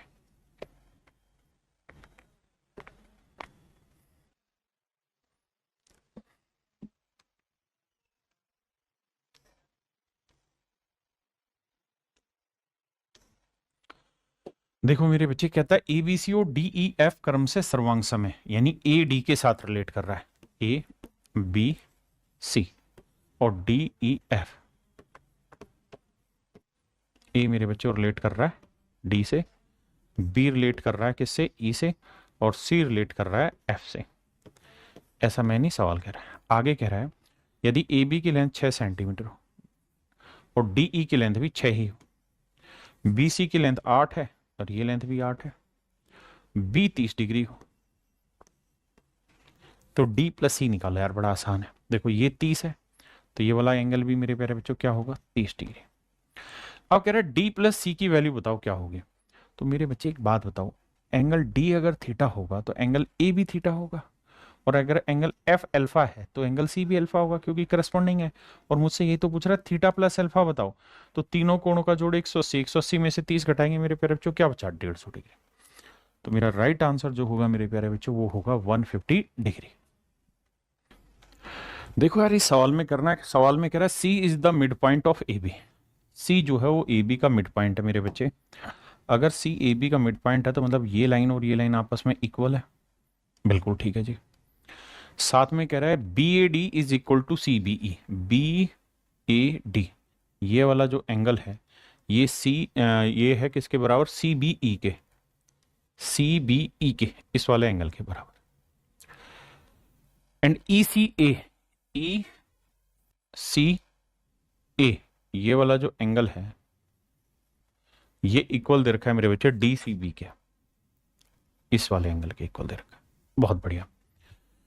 और एंगल ई जो है वो 30 डिग्री है, तो एंगल डी का मान ज्ञात करना क्या होगा। मेरे प्यारे बच्चों मैं थोड़ी देर के लिए आपको समझाने के लिए बात कह रहा हूं कि भाई ये वाले दोनों एंगल इक्वल हैं, ये वाला और ये वाला। आपने कहा जी ओके, इस वाले एंगल का नाम मैं थीटा रख लेता हूं। अब मैं यहां से दो ट्रायंगल बना रहा हूं आपके लिए, अगर आप समझ सकते हो तो समझना। एक ट्रायंगल बना रहा हूं मेरे प्यारे बच्चों ये वाली, आपने कहा जी ओके। इस ट्रायंगल में अगर हम बात करें तो ये पॉइंट सी था, ये पॉइंट बी था, और ये मेरे प्यारे बच्चों ई। ये पूरा जो एंगल है ये थीटा प्लस ई वाला है। मान लो इसको अल्फा लिख ले रहा हूं आपको समझाने के लिए, तो ये भी अल्फा हुआ, तो ये थीटा प्लस अल्फा है। ये वाली साइड सी बी है। अब मेरे बच्चों में एक दूसरी ट्रायंगल बना रहा हूं ये वाली, इसको यहां लिख दे रहे हैं, इसका नाम है डी ए सी। ये वाला जो एंगल है ये अल्फा प्लस थीटा है। एंगल ए जो है वो एंगल बी के इक्वल है, यहां तक की भी बात क्लियर है।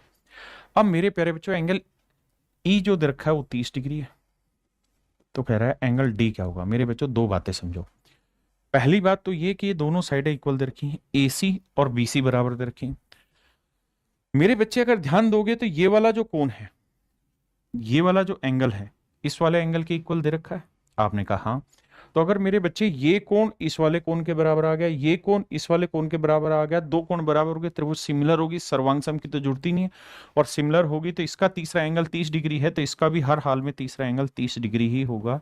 तो एंगल डी की वैल्यू मेरे से पूछिए जो कि होगा 30 डिग्री आंसर। ये कॉन्ग्रुएंट ट्रायंगल भी है क्योंकि एक साइड दोनों में इक्वल है, तो angle side angle, angle side angle से कॉन्ग्रुएंट भी हो जाएगी, और हर कॉन्ग्रुएंट ट्रायंगल सिमिलर होती है लेकिन सिमिलर कॉन्ग्रुएंट नहीं होती। तो यहां से भी इस सवाल का उत्तर निकाल सकते हैं। ये मेरे प्यारे बच्चों सेम ही सवाल है, ये आपने होमवर्क में कर लेना है, कुछ अलग नहीं है। ये भी सेम ही सवाल है। यहां क्या कह रहा है, बिल्कुल हूबहू वही चीजें कह रहा है कि भाई ए सी बी सी के बराबर है, उसी तरह से एंगल, तो ये दोनों की दोनों ट्रायंगलें जो है कॉन्ग्रुएंट प्रूफ हो जाएंगी। तो जो इसकी करस्पॉन्डिंग साइड की लेंथ होगी वही इसकी, तो ये आपने घर पे कर लेना है। अब आइए मेरे बच्चे इस वाले सवाल पे। सवाल में कह रहा है कि ये दिया हुआ है कि भैया दो समकोण त्रिभुज एबीसी और डीईएफ है। एक ट्रायंगल है एबीसी और एक ट्रायंगल है डीईएफ। बी और एफ दोनों 90 डिग्री है, एंगल बी है और एक एंगल एफ है, दोनों ही 90 डिग्री है मेरे बच्चे। बहुत बढ़िया। सवाल में कह रहा है कि ए बी सी है, ए बी सी, और भैया यहां से डी तो ले नहीं सकते क्योंकि नाम था डी ई एफ ना, डी एफ ई था, ठीक है, तो ये डी हुआ, ये एफ हुआ, ये ई हुआ। कह रहा है ए 25 डिग्री का है। बहुत बढ़िया भैया, ए मेरे बच्चे 25 डिग्री, ई भी 25 डिग्री है। बहुत शानदार जी, ई 25 डिग्री है। एसी और ईडी बराबर है। सवाल में कह रहा है कि एसी यानी ये वाली साइड और ईडी ये वाली साइड दोनों आपस में बराबर है। तो कह रहा है बताइए क्या ये दोनों ट्रायंगल कॉन्ग्रुएंट होंगी या नहीं होंगी, और होंगी तो किस करस्पॉन्डिंग होंगी। मेरे प्यारे बच्चों 500% कॉन्ग्रुएंट होगी। क्यों? क्योंकि देखो ये एंगल और ये एंगल, ये एंगल और ये एंगल इक्वल आ गया। अगर दो कोण दो त्रिभुजों के बराबर आ जाते तो तीसरा बराबर होगा ही होगा। ये तीसरा कोण थीटा है तो इसका भी ये तीसरा कोण थीटा होगा। ध्यान दोगे तो एक साइड इक्वल है, अगल बगल के कोण इक्वल है, एक साइड इक्वल है, अगल बगल के कोण बराबर आ गए, तो दोनों त्रिभुज सर्वांग सम होंगी ही होंगी। अब बात करनी है कॉन्ग्रुएंसी किस करस्पोंडेंस में बना रही है। तो मेरे बच्चे बताओ, ए 25 है, यहां 25 क्या है? ई, तो यहां नाम लिखेंगे ई। यहां बी 90 है तो यहां 90 क्या है? एफ। यहां सी थीटा है तो यहां डी थीटा है। तो सी डी के रिस्पेक्ट में, बी एफ के और ए ई के। तो ए बी सी जो है ई एफ डी के करस्पोंडेंस में कॉन्ग्रुएंट हो रही है।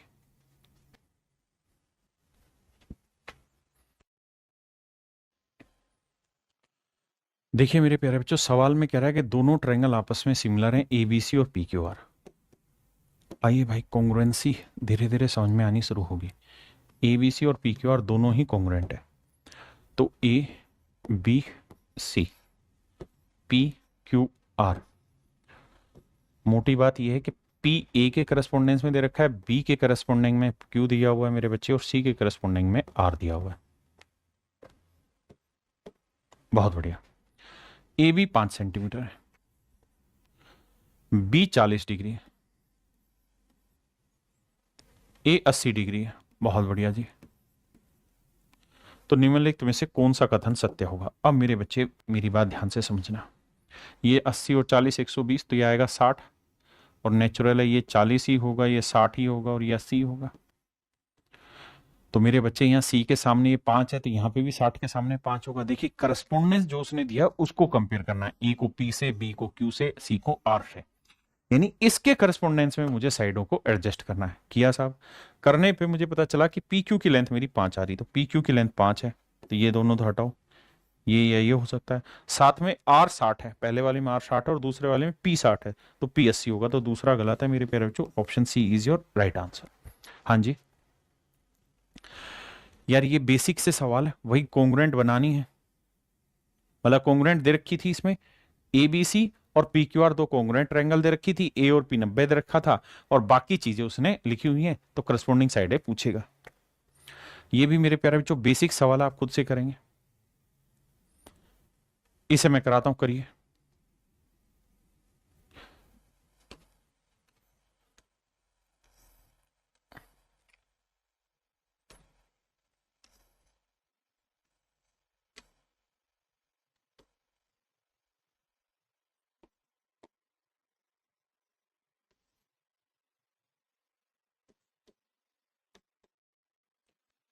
देखिए यार, पहली लाइन पे आते हैं, कहता है सी और जेड बराबर है। सी और जेड बराबर है मतलब ये वाला कोण इस वाले एंगल के इक्वल है। बहुत बढ़िया। साथ में कहता है ए सी और एक्स जेड भी बराबर है, ए सी और एक्स जेड भी बराबर है। बहुत बढ़िया। अब कह रहे हैं इन दोनों ट्रायंगल को कॉन्ग्रुएंट होने के लिए क्या चाहिए? तो मेरे प्यारे बच्चों, आप जानते हैं कॉन्ग्रुएंसी की एक कंडीशन होती है क्या? अगर आपको एक ही एंगल इक्वल दे रखा है, एक ही एंगल इक्वल दे रखा है, और ऑप्शन में एंगल नहीं साइड इक्वल दे रखी है, तो सर दो साइडें इक्वल लेनी होती हैं और फिर एक एंगल। तो साइड एंगल साइड एक कॉन्ग्रुएंसी की कंडीशन है। तो सर ये साइड इस साइड के इक्वल है, ये वाला एंगल इस वाले एंगल के इक्वल है, तो सर नेचुरल है ये वाली जो साइड है ये हर हाल में आपको इसके इक्वल लेनी होगी, तो साइड एंगल साइड की प्रॉपर्टी बनेगी। यानी बीसी जो है वो वाई जेड के बराबर लेनी होगी। बीसी जो है मेरे बच्चे वो वाई जेड के रेस्पेक्ट में बराबर आपको उठानी होगी।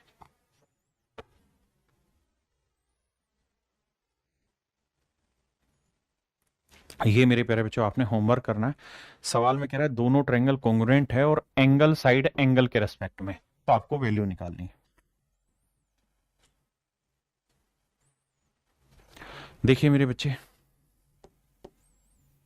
पहले आप पढ़िए, तब तक मैं इसको ड्राफ्ट करता हूं।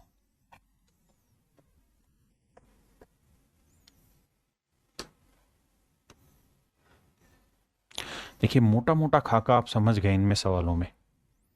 कह रहा है कि भाई एक ट्रायंगल है ए बी सी, दूसरी ट्रायंगल है डी ई एफ, दोनों कॉन्ग्रुएंट। ऐसा हमें निकालना नहीं है, ऐसा सवाल ने दिया है कि दोनों सर्वांग सम है। मतलब ए जो है वो डी के इक्वल होगा, बी जो है वो ई के इक्वल होगा, और सी जो है मेरे प्यारे बच्चों वो एफ के इक्वल होगा। बिल्कुल ठीक है।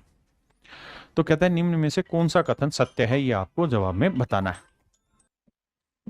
तो आप कहेंगे कि सर ए सी से डी एफ का अनुपात 2:1 है। अगर मेरे प्यारे बच्चों दोनों ही ट्रायंगल कॉन्ग्रुएंट हैं तो ए सी से डी एफ, ए सी ये वाली साइड हुई, हाँ जी, तो यहां डबल एंगल के सामने ए सी हुई, तो यहां डी एफ कहां हुई, ये डी एफ डबल एंगल के सामने। कहते हैं इनकी साइडों की लेंथ का रेशियो 1:2 है। ये तो गलत बात है, क्योंकि अगर कॉन्ग्रुएंट हैं तो ये दोनों की दोनों करस्पॉन्डिंग साइड है और ये दोनों हर हाल में इक्वल होनी चाहिए। अगर मेरे प्यारे बच्चों सर्वांग है तो हर हाल में बराबर होनी चाहिए, है ना। सिमिलर हो तो रेशियो बराबर आता है, मतलब रेशियो 2:1 हो सकता है। यहाँ तो कॉन्ग्रुएंट है तो बराबर होनी चाहिए, इसलिए इन्हें हटाते हैं। अगली लाइन में कह रहा था perimeter of the both the triangle is equal. ये बात ठीक है, अगर दोनों कॉन्ग्रुएंट है तो इनका पेरीमीटर इक्वल होगा। अगली लाइन में कह रहा है ए बी और डी ई बराबर होगा। ए बी और डी ई, ये बात बिल्कुल सही है, बराबर होगा। और बी सी ई एफ के बराबर होगा, बी सी ई एफ, ये बात भी सही है। थर्ड है the ratio of their angles in both the triangle is the same, कि रेशियो ऑफ एंगल दोनों त्रिभुजों में कोणों का अनुपात समान होगा। बिल्कुल ठीक है, अगर एंगल का रेशियो निकालोगे तो जो यहां आएगा वही आएगा, ये भी ठीक है। लेकिन उसने हमसे पूछा क्या है कि इनमें से कौन सा गलत है, कौन सा असत्य है। तो मेरे प्यारे बच्चों मेरा राइट आंसर होगा कि ऑप्शन ए इनवैलिड है, या ऑप्शन ए जो है वो फॉल्स स्टेटमेंट दे रहा है।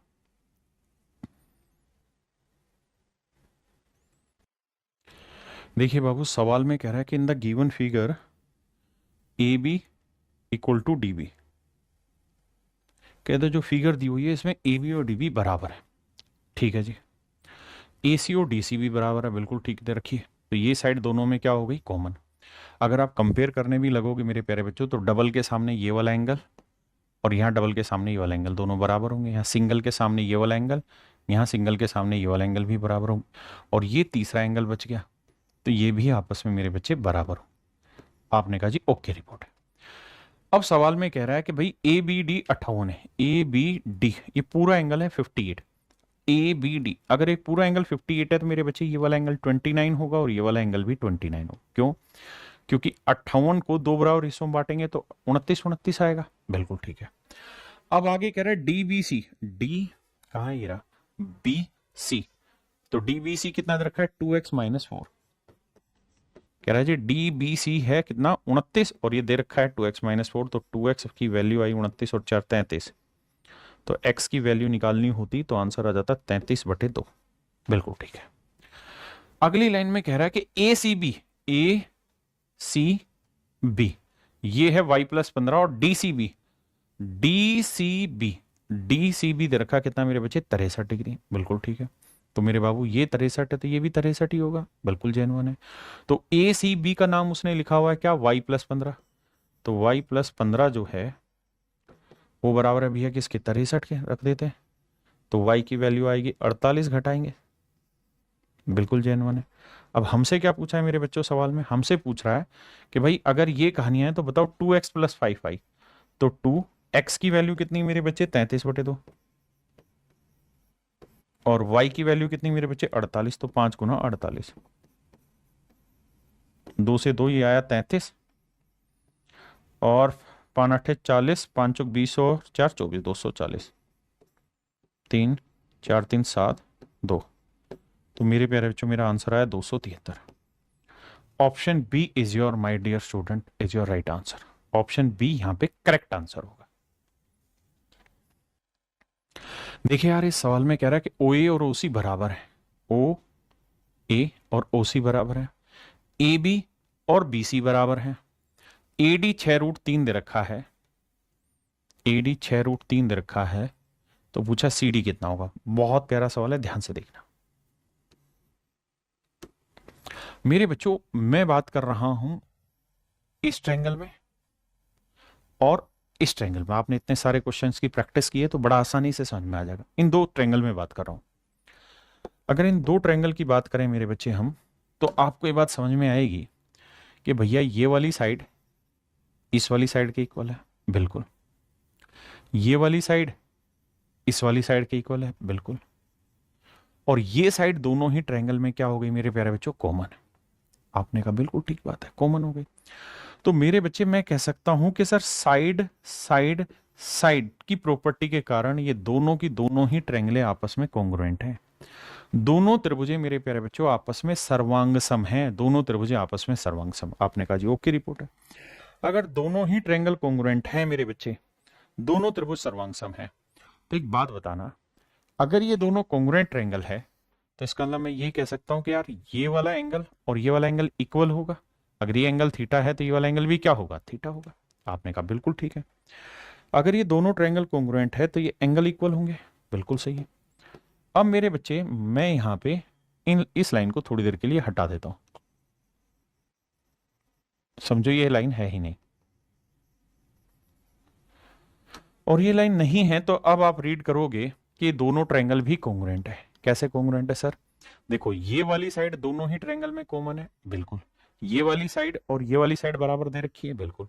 तो साइड एंगल साइड, और यहां पे भी ये साइड एंगल साइड, तो दोनों कॉन्ग्रुएंट हो गए। ये दोनों कॉन्ग्रुएंट किस वजह से? साइड एंगल साइड से।